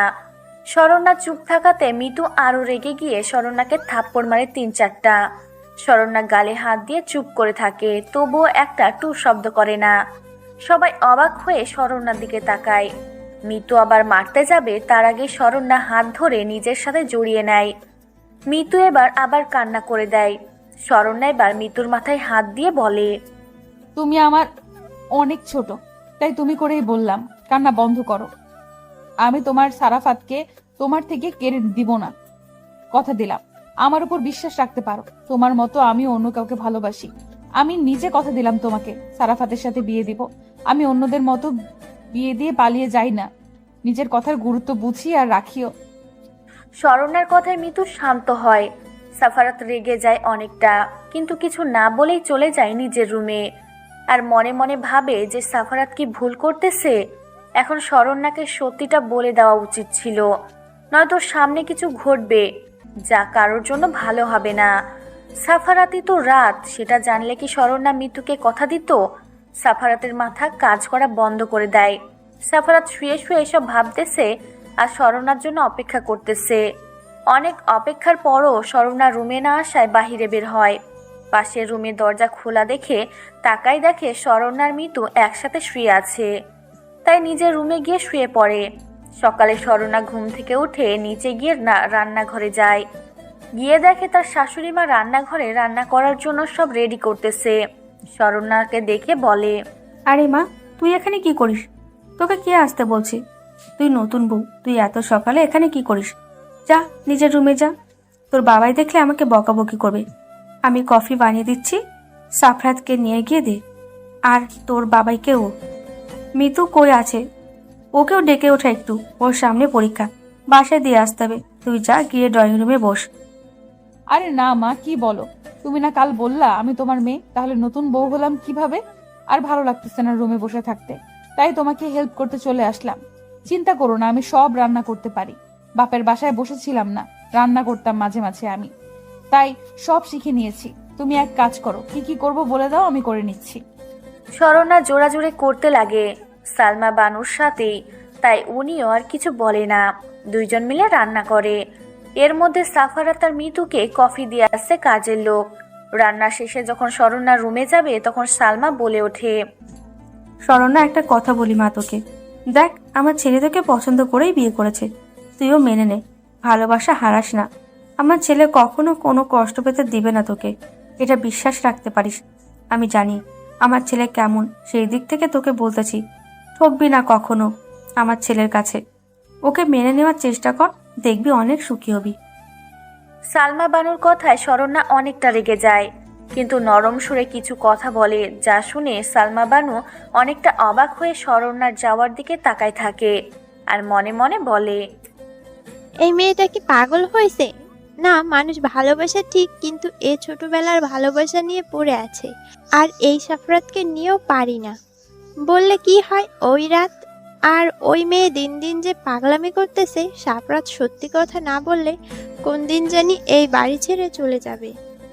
স্বর্ণা যাওয়ার আগে বলে যায় যে, আপনার ছেলে আমাকে যতই ভালোবাসুক আর পছন্দ করুক, আপনাকে একটা কথা বলে রাখি, আমি অন্য কাউকে ভালোবাসি। তাই প্লিজ এইসব বিষয় নিয়ে আমি কিছু শুনতে চাই না। আপনার সাথে আমি খারাপ ব্যবহার করতে চাই না, সেই জন্য বেশি কিছু বলবো না। আপনিও এই বিষয় নিয়ে কিছু বলবেন না মা। এখন স্বর্ণা রুমে গিয়ে দেখে সাফারাত গোসল করে বের হচ্ছে। খালি গায়ে শুধু একটা ট্রাউজার পরা আছে। স্বর্ণা চিল্লিয়ে ওঠে। সাফারাত স্বর্ণার দিকে তাকায়, নিজের দিকে একবার তাকায় আর বোঝার চেষ্টা করে ট্রাউজার পরা তো আছে, তাও চিল্লাই কেন? তাহলে তো ছি। স্বর্ণা চোখ খুলে আর একবার সাফারাতের দিকে তাকায় আর দেখে আয়নার সামনে দাঁড়ায় চুল ঠিক করতেছে। স্বর্ণা মুখ ফসকে বলে, ছি, নির্লজ্জ। সাফারাত একবার আর চোখে তাকায় আর দেখে বলে, যাও রেডি হয়ে আসো, ওর না গোসল করে আসো, তোমার বাড়ি থেকে মানুষ আসবে তোমাকে নিতে। তাড়াতাড়ি করো, মুখটা এমন করো না গো ফার্স্ট। ও হ্যাঁ, শাড়ি পরো, গোসল করে দেখো আলমারিতে শাড়ি আছে, এসব জামা কাপড় আজকে পরার দরকার নেই। স্বর্ণা কিছু না বলে মুখ বেঁকে শাড়ি বের করে নিয়ে গোসল করে বের হয়। শাড়ি পরতে পারে সে, সেজন্য কোনো অসুবিধা হয় না, একাই শাড়ি পরে। শাড়ি পরে আয়নার সামনে দাঁড়ায়। যখন কুচি ঠিক করে তখন পিছন থেকে সাফারাত রাগী সুরে বলে, আবারও সন্ধ্যাবতী সাদা শাড়ি পরেছ? একবার বৃষ্টিতে ভিজে শরীর দেখাইছ, এমনকি শরীরের তিলটাও বাদ যায়নি দেখানোর, আজকে আবার সাদা শাড়ি? স্বর্ণা কথাটা শুনে তড়িঘড়ি গাঢ়ের জায়গাটা শাড়ি দিয়ে ঢেকে নেয় আর রাগে চোখে সাফারাতের দিকে তাকায় বলে, ওই আপনার সমস্যা কি? চোখ নিচে নামান। এইরকম নির্লজ্জের মতো মানুষের দিকে হা করে তাকিয়েছেন কেন? ছি, লজ্জা করে না আপনার? ওয়েট, তার মানে সেদিন আপনি ছিলেন। আমার কাছে যে কোটটা আছে সেটা আপনার, ও কিন্তু তাই বলে শরীর দেখবেন? সাফারাত স্বর্ণার এমন কথা শুনে জোরে হাসতে লাগে। স্বর্ণা মন খারাপ করে তাকায় আছে। সাফারাত এবার চুপ মেরে যায় আর স্বর্ণাকে বলে নিচে যেতে। সবাই মিলে খাওয়া দাওয়া করে। মিতু খাওয়া দাওয়া করেই বাসায় চলে গেছে। একটু পর রূপ আর রূপন্তিকা আসে, সাথে আরো কয়েকজন আসে। রূপ সরাসরি স্বর্ণার কাছে এসে বসে, কিন্তু স্বর্ণা অন্যদিকে মুখ ঘুরায় নেয়। রূপন্তিকা এসে জড়ায় ধরে স্বর্ণাকে, তবুও স্বর্ণা কথা বলে না। স্বর্ণা ভাবে রূপন্তিকাও সব জানতো। রূপন্তিকা বুঝতে পেরে বলে, আপনারা কেন আসছেন এখানে? আমি যাব না। আসছেন, খাবেন, চলে যাবেন, আমি আপনাদের বাসায় যাব না। একদম আমার কাছে আসার চেষ্টা করবেন না কেউ। আমি তো আপনাদের বোঝা হয়ে গেছি, তো বিদায় করছেন, এখন আবার নিতে আসছেন কেন? এখন কি বোঝা মনে হবে না? তখন তো আমাকে একা খাওয়াতেই কষ্ট হতো, এখন তো আমার জামাইও আছে, আর ও আরো বোঝা মনে হবে। চলে যান সবাই, আমি কোথাও যাব না। স্বর্ণা রেগে চিল্লিয়ে কথাগুলো বলে। রূপ মন খারাপ করে বসে আছে আর রূপন্তিকা কেঁদেই দেয়। রূপ কি বলবে বুঝতে পারছে না। স্বর্ণা সেখানে না থেকে উপরের রুমে চলে যায়। সারাদিনে একটা বারও দরজা খোলে না। বিকালের দিকে সাফারাত গিয়ে বলে সবাই চলে গেছে, তখন দরজা খুলে দেয়। সাফারাতের মা নিজে খাবার এনে স্বর্ণাকে খাওয়াই দেয়। স্বর্ণাও লক্ষ্মী মেয়ের মতো খেয়ে নেয়। রাতে স্বর্ণা যখন শুয়ে আছে তখন সাফারাত স্বর্ণাকে পিছন থেকে জড়ায় ধরে শরণ্যার কানে কানে বলে, তোমাকে কিছু সত্যি কথা বলার আছে সন্ধ্যাবতী, চলো বারান্দায় যাব, আর আজকে তোমাকে খুশির খবর শোনাবো। শরণ্যা ঝটকা মেরে সাফারাতকে সরিয়ে দেয় আর রাগী সুরে বলে, কোনো কিছু শোনার ইচ্ছে আমার নেই, আপনি সরেন আমার কাছ থেকে, কাল থেকে আপনি ভার্সিটি যাব। তাই বিরক্ত না করে ঘুমাতে দেন। সাফারাতকে শরণ্যা ধাক্কা দিয়ে সরাই দেয়। সাফারাত আজকে শরণ্যাকে সত্যি কথা বলতে চাইছিল, কিন্তু শরণ্যা কোনো কথাই শোনে না। সাফারাতও রাগ করে আর জোর করে বলতে চায় না। সাফারাত অন্য পাশ হয়ে ঘুমিয়ে পড়ে আর শরণ্যা নীরবে কান্না করতেছে। সাফারাত বুঝতে পেরেও কিছু বলে নাই, কি বলবে, কিছুই শোনে না শরণ্যা। আজ থেকে শরণ্যা কলেজে যাওয়া শুরু করেছে। এভাবে 3 মাস কেটে গেল। মিতুর পরীক্ষাও শেষ হয়ে গেছে। মিতু আজকে আবার সাফারাতদের বাসায় আসছে আর সাফারাতের সাথে বিয়ের কথা বলে। কেউ রাজি না হওয়ায় শরণ্যা নিজে বলে যে বিয়ে দিয়েবে ওদের। পরের দিন বাসার সবাই রাজি হয়, তবে শরণ্যা এবার কিছুটা অবাক হয়। যেখানে কেউ রাজি ছিল না সেখানে সবাই একসাথে কিভাবে রাজি হয়। শরণ্যার গুরুত্বও দেয় না। আরও 1 মাস পর বিয়ে। এই 1 মাস মিতু এখানেই থাকবে। রাতে শরণ্যা যখন ঘুমোতে যায় তখন দেখে সাফারাত নিচে শুয়ে আছে। শরণ্যা কিছুটা অবাক হয়, তাই বলেই বসে, কি ব্যাপার, আজকে নিচে শুয়ে আছেন কেন? হঠাৎ এত পরিবর্তন কিভাবে করলেন বলেন তো? উপরে শুয়ে পড়েন, অসুস্থ হয়ে পড়বেন কয়দিন পর, আবার আপনার বিয়ে। বিয়ের আগে অসুস্থ হলে তো সমস্যা, তাই না? বউয়ের সাথে রোম্যান্স করতে পারবে না। এক বউ তো রোম্যান্স করতে দেয় না, আর এক। শরণ্যা আর কিছু বলতে পারে না। সাফারাত চিল্লিয়ে ওঠে। শরণ্যা নস্টপ বক বক শুনতে তার ভালো লাগতেছে না। সাফারাতের ঝাড়ি খেয়ে শরণ্যা ভ্যা ভ্যা করে কেঁদে দেয়। তারপর চোখ মুখে সাফারাতের কাছে গিয়ে হাতে কোমর দেয়। সাফারাত মুখ ফসকে বলে, ছোটবেলার স্বভাব এখনো গেল না। শরণ্যা ভ্রুকুচকে সাফারাতের দিকে তাকায়। সাফারাত শরণ্যাকে ধাক্কা মেরে সরাই দেয়। শরণ্যা কিছু না বলে বিছানায় শুয়ে পড়ে। পরের দিন সকালে শরণ্যা দেখে সাফারাত আর মিতু দুইজন মিলে হেসে হেসে গল্প করতেছে। শরণ্যা বিরক্ত হয়ে রুমে যায়। সাফারাত সেদিকে তাকায়, মুচকি হাসে। রাতে 11টার সময় সাফারাত রুমে আসে। তখন শরণ্যা মাত্র সাফারাতের ডায়েরিতে হাত দিতে গেছিল। সেটা দেখে সাফারাত শরণ্যার গালে 2টা চড় বসায়। শরণ্যা অবাক হয়ে সেদিকে তাকায় আছে। তোমার সাহস হয় কিভাবে আমার ডায়েরিতে হাত দেওয়ার? তুমি আমার ওয়াইফ না, কয়দিন পর ডিভোর্স দিয়ে দিব, তাই এই অধিকার আমাকে দেখাতে এসো না। আমার ডায়েরিতে হাত দেওয়ার চেষ্টা করবা না বলে দিলাম। আমাকে এতটা ভালো ভেবো না, যতটা ভালো ততটা খারাপ আমি। শরণ্যা উল্টো সাফারাতের গালে 2টা কামড় বসায় দেয়। তারপর সাফারাতের হাতে কামড় দিয়ে রাগী সুরে বলে, ওই, তুই কি ভাবছিস আমি অবলা নারী? তুই চর মারবি আর আমি কিছু বলবো না? আমি তেমন মেয়ে না, ওকে? তুই ডায়েরির বাইরে রাখছিস কেন? সেই জন্য তো আমি পড়তে চাইছিলাম। কি এমন বাল আছে এই ডায়েরিতে যে আমার হাত দেওয়া যাবে না? আর কি বা আছে জানা আছে আমার? কোনো এক মিথ্যা নাটক, যেটা কেউ একজন এত বছর ভালোবাসা ভেবে কষ্ট পেয়ে সবাইকে কষ্ট দিয়ে আসছে। সাফারাত শরণ্যার কথায় মাথা উঁচু করে শরণ্যার দিকে তাকায়। তার মাথায় ঢুকলো না এই কথার মানে। শরণ্যা সাফারাতের দিকে তাকিয়ে কেঁদে দেয়। হাত দিয়ে রক্ত বের হচ্ছে, এমনকি সাফারাতের চোখেও পানি। শরণ্যা তাড়াতাড়ি মলমানে সাফারাত রেগে যায়। এত জোরে কেউ কামড় দেয় নাকি? তার উপর আবার নিজেই কান্না করতেছে। সাফারাতের মনে হয় ছোটবেলার কথা, যখন সাফারাতকে কামড় দিয়েছিল তখন রক্ত বের হচ্ছিল। সেটা দেখে শরণ্যা নিজের কান্না করে দিয়েছিল। সাফারাত শরণ্যা থেকে মলম কেড়ে নেয় আর বকাবকি করে শরণ্যা মন খারাপ করে বিছানায় শুয়ে পড়ে। সকালে শরণ্যা ঘুম থেকে উঠে অনেকটা অবাক হয়। সারা বাড়ি সাজানো আছে। তার থেকে বড় অবাক হয় সাফারাত তার সামনে একটা পেপার এগিয়ে দেয়। সেটা হাতে নিয়ে যা দেখে সেটা দেখে শরণ্যা অবাকের চরম পর্যায়ে যায়। Divorce paper? ইয়েস সন্ধ্যাবতী। ও সরি, সন্ধ্যাবতী বলার মতো অধিকার আমার নেই। হ্যাঁ, এটা ডিভোর্স পেপার। আমার একটা বউ থাকা অবস্থায় কখনো অন্য কাউকে বিয়ে করতে পারি না, তাই না? সেজন্য ডিভোর্সের ব্যবস্থা করে দিছি। আমার সই করা আছে, এখন তুমি সইটা করে দাও। আর 3 দিন পর বিয়ে। আজ মেহেদি, সন্ধ্যাকাল হলুদ, পরের দিনের বিয়ে, তাই এখন থেকে সব সাজানো হয়ে গেছে। ফার্স্ট সই করো। স্বর্ণা প্রচুর রাগ উঠতেছে, মন চাচ্ছে এখানে পেপারটা ছিঁড়ে ফেলতে, কিন্তু সেটা করতে ও রাগ লাগতেছে। তখনই দেখে রূপবন্তিকার এমনকি তাদের বাড়ির সবাই আসছে সাফারাতের বিয়ে খাওয়ার উদ্দেশ্যে।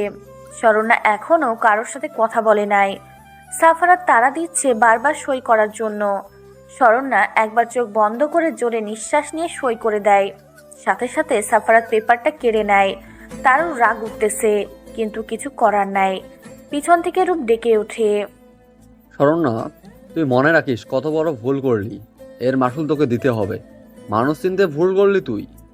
তুই পারতি নিজেকে সাফরাতের সাথে মেনে নিয়ে চলতে, কিন্তু সেটা না করে বিচ্ছেদ করলি।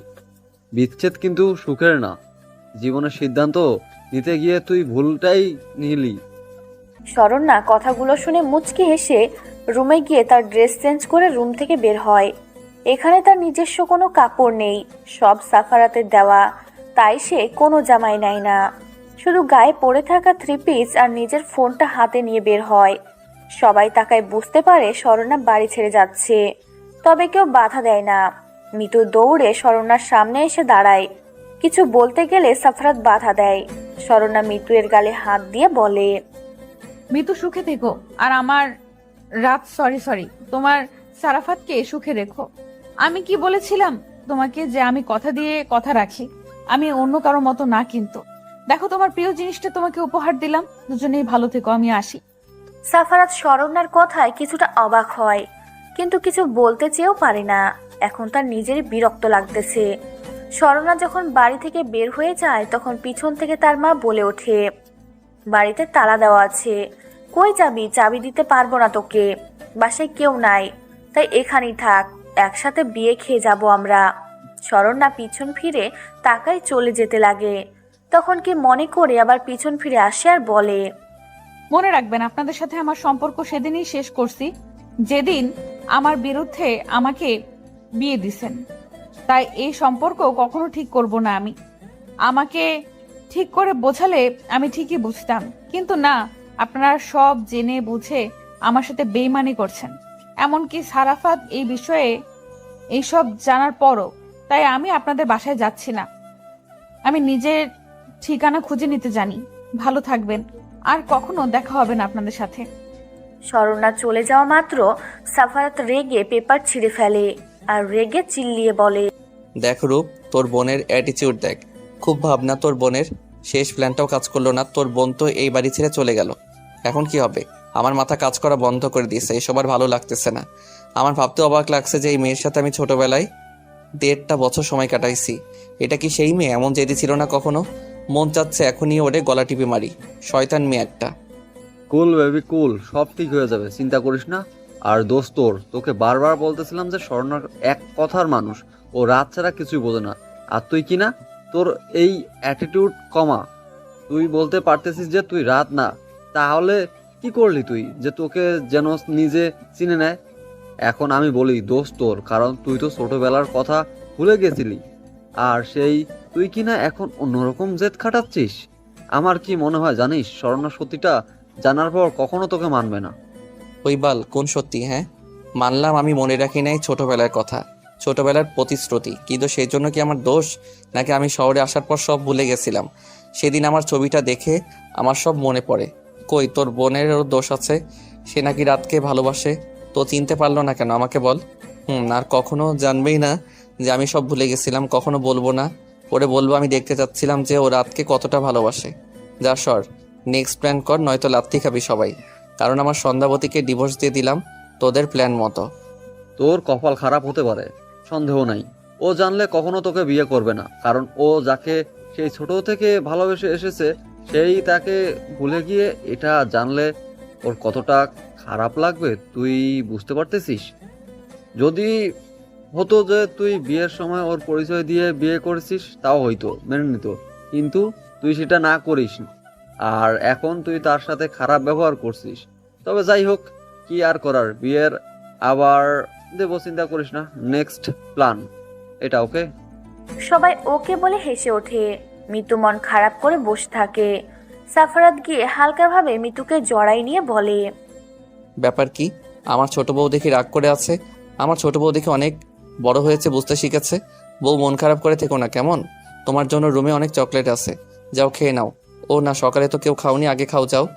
সবাই মেহেদি অনুষ্ঠানে ব্যস্ত হয়ে পড়ে আর শরণ্যা 3 দিনের জন্য একটা হোটেল রুম বুক করে। তার কাছে টাকা ছিল, সেটা দিয়ে আর মাঝে মাঝে সাফারাত টাকা দিত, সেটা নিজের কাছে রেখে দিত। শরণ্যার চিন্তা সাফারাতের বিয়ের পর সে এখান থেকে চলে যাবে। সাফারাত আগের বার মেহেদি লাগায় নাই আর দূরের আত্মীয়কেও দাওয়াত দিছিল না, কিন্তু এবার সব অনুষ্ঠানের আয়োজন করা হয়েছে আর সবাইকে দাওয়াত দেওয়া হয়েছে। যে বউ সেই নাই, আর এখন এরা মজা আড্ডা ঠাট্টা নিয়ে ব্যস্ত। রাতে সাফারাত ঘুমোতে যাওয়ার সময় ডায়েরিটা বের করে একবার চোখ বোলায় আর মনে মনে ভাবে, ইস, সেদিন যদি এই ডায়েরিটা তোর হাতে পড়তো তাহলে যে সব তুই জেনে যেতিস সন্ধ্যাবতী। কারণ আমি তোদের বাসা থেকে আসার পর সব কাহিনী এখানে লিখে রাখছি। তার থেকে বড় কথা, আমি তোকে ভুলে গেছিলাম, সেটাও এখানে লেখা আছে। এর জন্য আমি আমার সন্ধ্যাবতীর গায়ে হাত তুলতে বাধ্য হয়েছিলাম। সেদিন আমার সন্ধ্যাবতীর কতটা কষ্ট হয়েছিল সেটা আমি জানি, কিন্তু কিছু করার ছিল না আমার। আমাকে মাফ করে দিও সন্ধ্যাবতী। যতটা কষ্ট দিয়েছি তার থেকে বেশি ভালোবাসি তোমাকে, আর আগলে রাখতে চাই আমি। আর মাত্র কয়টা দিন, এবার আর ভুল করবো না, আগলে রাখবো তোমাকে, সব সত্যি বলে দিব। সকালে সাফারাত ঘুম থেকে উঠে নিচে গিয়ে দেখে সব আত্মীয় চলে আসছে। রাতে হলুদ অনুষ্ঠান, এখন সবাই মিলে নাচ গান করতে লাগে। সবাই হেসে হেসে কাজ করতে শুরু করে। এবার অফিসের কিছু মানুষকেও ইনভাইট করা হয়েছে। রাতে সাফারাতের হলুদ সন্ধ্যা কমপ্লিট হয়ে যায়। কাল সন্ধ্যা বিয়ে হবে, আর এবার বৌভাত করবে না, পরের দিন বিকালে। সাফারাত চিন্তায় আছে, তাকে তো শরণ্যা পছন্দ করে না, তাহলে কি তাদের প্ল্যান কাজ করবে?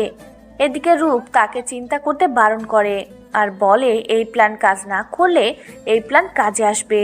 এবার সাফারাত ফিক করে হেসে দেয়, তারা চিন্তা নাই। অপরদিকে শরণ্যা মনে মনে বলতেছে, রাত, আমার রাত, তুমি সত্যি কথা দিয়ে কথা রাখো না, না হলে কি কি থেকে কি ও বেইমানি করতে বলো।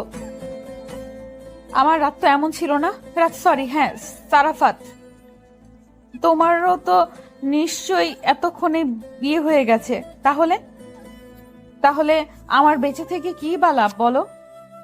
শরণ্যা নতুন একটা ব্লেড বের করে চোখ বন্ধ করে বাম হাতে একটা টান দেয়।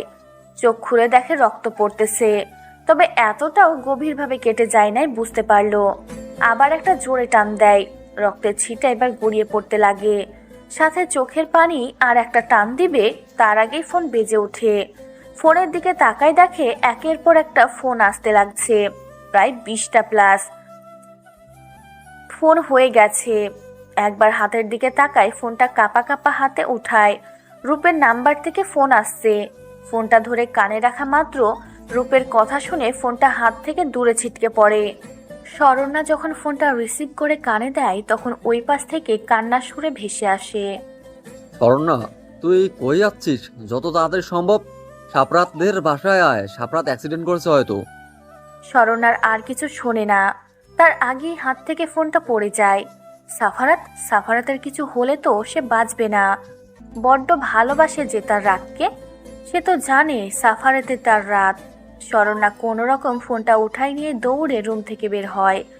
তেমন কিছুই নাই হোটেলে তার, তাই কিছু না ভেবে দৌড় দেয়। রাস্তায় তার যেন গাড়ির জন্য দেরি করতেও প্রাণ বের হয়ে যাচ্ছে। তার উপর হাত দিয়ে এখন রক্ত পড়তেছে। হাতের জ্বালায় এখন তার নিজের বিরক্ত লাগতেছে। কেন হাত কাটলো সে?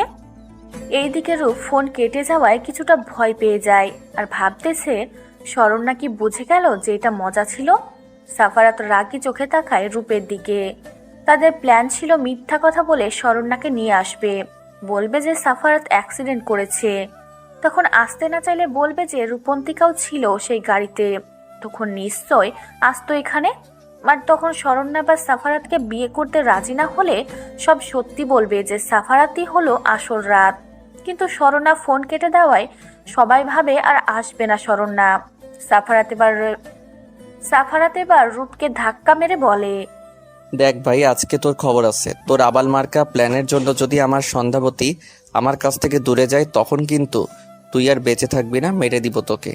আমার সন্ধ্যাবতীকে চাই, বুঝলি? ওরে ছাড়া কাউকে বিয়ে করতে পারবো না আমি। সবাই মিলে এসব নিয়ে কথা বলতেছিল। সাথে রূপ এর মা বাবা, সাফারাতের মা বাবাও ছিল। আর আত্মীয়রা জানে সন্ধ্যার দিকে বিয়ে, তাই তারা এসবে গুরুত্ব না দিয়ে নিজেদের মতো আড্ডা দেয়। সাফারাত আর রাত আবার ঠিক করে শরণ্যাকে ফোন দিবে, যেই বলা সেই কাজ। মাত্র ফোনটা হাতে নিচ্ছে ফোন দিবে, এমন সময় শরণ্যা দৌড়ে বাড়িতে প্রবেশ করে। সাফারাত সেদিকে তাকায়, অবাক হয়ে যায়। রূপের দিকে তাকাই দেখে রূপও অবাক হয়ে তাকায় আছে। সবাই ভাবছিল হয়তো শরণ্যা আসবে না, কিন্তু শরণ্যাকে দেখে পাগলের মতো লাগছিল। শরণ্যা দৌড়ে সাফারাতের কাছে এসে জড়িয়ে ধরে হাউমাউ করে কান্না করে দেয়। সবাই যেন কোনো ঘোরের মধ্যে আছে। যে মেয়ে কিনা সাফারাতকে পছন্দ করে না, সেই অ্যাক্সিডেন্টের খবর শুনে দৌড়ে চলে আসছে। শরণ্যা সেই কখন থেকে কেঁদে যাচ্ছে। এবার সাফারাত বুঝতে পারে তার পিঠে কিছু পড়তেছে। শরণ্যাকে ছাড়িয়ে নিয়ে সামনে এনে চমকে ওঠে। শরণ্যার হাত দিয়ে রক্ত পড়তেছে। সবার এতক্ষণে ধ্যান ভাঙে। রূপ তাড়াতাড়ি ফার্স্ট এড বক্স আনে শরণ্যা হাত ব্যান্ডেজ করে দেওয়ার জন্য, কিন্তু শরণ্যা হাত দিতে দেয়। এবার শরণ্যা কিছুটা নীরব হয়ে ভালোভাবে সাফারাতকে লক্ষ্য করে এবার বুঝতে পারে এটাও প্ল্যান ছিল। তাই শরণ্যা রেগে চিল্লিয়ে বলে, কুত্তার বাচ্চা, তো সাহস হলো কি করে আমাকে এত বড় একটা মিথ্যা কথা বলার? যা মর, বেঁচে আছিস কেন? আমি তোকে মেরে ফেলবো। তুই জানিস না তোর কিছু হলে আমি বাঁচবো না? তুই কি ভাবছিস আমি আমার রাতকে চিনতে পারবো না, তাই না? তুই আমার রাত, সেটা আমি খুব ভালো করেই জানি। তুই নিজের মুখে স্বীকার করতেছিস না দেখে রাগ করে বাড়ি ছেড়ে গেলাম, তার উপর বিয়ে করতে রাজি হয়েছিস। এখন আবার কিসের নাটক শুরু করেছিস? তুই বেঁচে আছিস কেন? কর যা। শরণ্যা রেগে সাফারাতের গলা চেপে ধরে। সাফারাত চোখ বন্ধ করে নেয়, কিন্তু ছাড়ানোর চেষ্টা করে না। রূপ শরণ্যার হাত সরায় সাফারাতের গলা থেকে। সাফারাত জোরে জোরে নিঃশ্বাস নেয়। শরণ্যা আবার কেঁদে দেয়। রাগ করে উঠে চলে যাবে, তখন সাফারাত টেনে নিজের সাথে জড়িয়ে নেয়। সাফারাত বুঝতে পারে শরণ্যা ভয় পেয়ে গেছিল, তাই শান্ত করার জন্য বলে, এই সন্ধ্যাবতী, আমি ঠিক আছি তো, এভাবে কান্না করো না। সরি সন্ধ্যাবতী, আর কখন আমি মিথ্যা কথা বলবো না। আমি তো জানতাম না যে তুমি আমার পরিচয় জানো, তাই মজা করছি। আমি তো ভাবছিলাম তুমি আসবে না, এখন তো দেখি উল্টা তুমি এই কয়েক মিনিটে পাগল হয়ে গেছো। ছাড় আমাকে। তুই আমার রাত না, আমার রাত এমন ছিল না। সে কখনো আমাকে কষ্ট দেয় নাই। তুমি আমাকে একটুও বোঝো না। আমাকে রেখে অন্য কাউকে বিয়ে করে নিতেছ। হয়তো বিয়ে হয়ে গেছে এতক্ষণে। আমি জেনে বুঝে তোমার বিয়ে দেওয়ার কথা বলছিলাম, যাতে সত্যি বলো না। না, সেটাও বলো নাই। তাই আমি কথা দিয়েছিলাম যে তোমার আর মিতুর বিয়ে দেব। সেটা রাখার জন্যই তোমাকে বিয়ে করতে রাজি হলাম, যাতে এত বড় কথা দিলে কথা রাখতে হয়। না হয় তুমি উল্টো আরো বিয়ে করার জন্য লাফাচ্ছিলে। শরণ্যার কথায় সবাই হেসে দেয়। এবার রাত বলে, দূর পাগলি, আমরা প্ল্যান করে বিয়ের আয়োজন করছিলাম, আর ডিভোর্সটাও প্ল্যান ছিল। সব যে তোমাকে এবার তোমার মতে বিয়ে করব। আর মিতুর কথা বলতেছো, ওরে আমি বোঝাইছি ওর পরীক্ষার পর যেদিন আমাদের বাসায় আসে সেদিন। ফ্ল্যাশব্যাক। মিতু যখন সাফারাতের সাথে দেখা করার জন্য আসে, তখন সাফারাত অনেক বুঝে শুনে মিতুর কাছে যায় আর মিতুর পাশে বসে বলে, মিতু, তোকে একটা কথা বলি শোন। তোর ভাবি মানে শরণ্যা, ও আমাকে ছোটবেলা থেকে ভালোবাসে, মানে রাতকে। তারপর আমি শহরে আসি, তাই আর ও আমাকে পায় না। কিন্তু ও সেই ছোটবেলার রাতকে ভালোবাসে, যার জন্য আমাকে মেনে নেয় না স্বামী হিসেবে। তুই দেখ, তোর ভাবি এখনো আমাকে পাগলের মতো ভালোবাসে।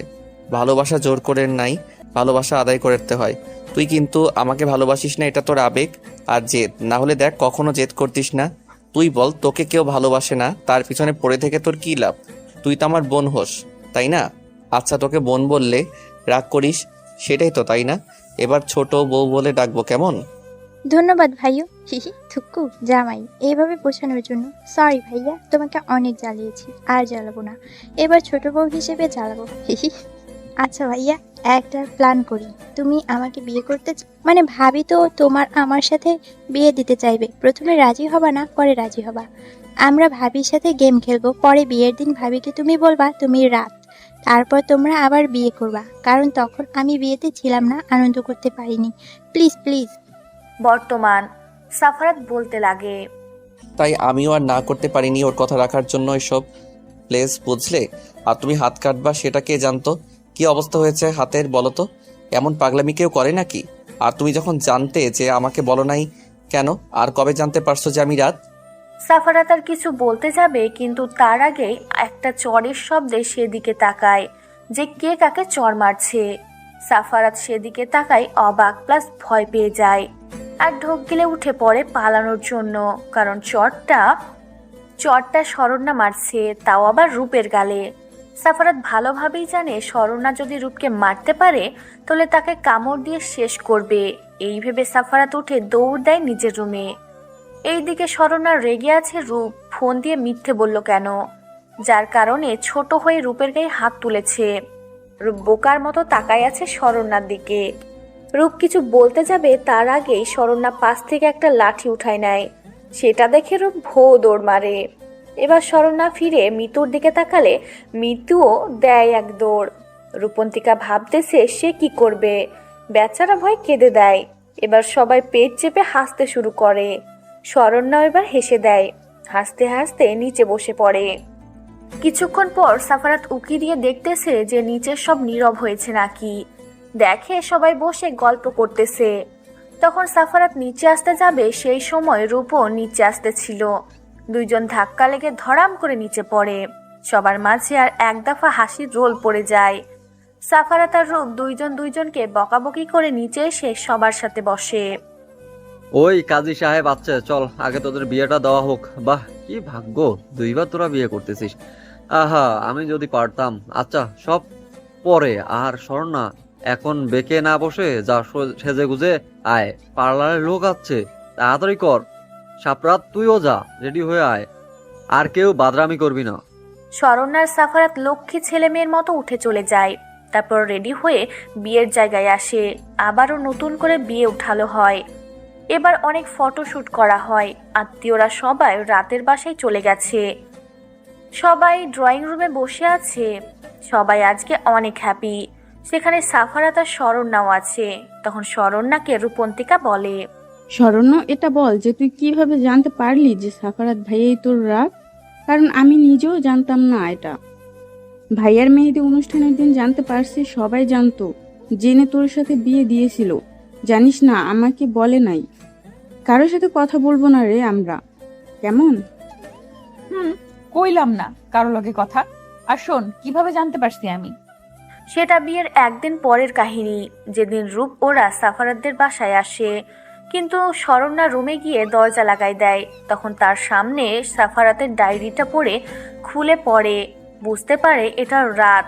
তার থেকে বড় কথা, সাফারাতের কিছু মনে ছিল না, বলতে তার কোনো গুরুত্ব ছিল না, মানে ভুলে বসছিল। আমি রাতের ডায়েরি পড়ে সব বুঝতে পারি।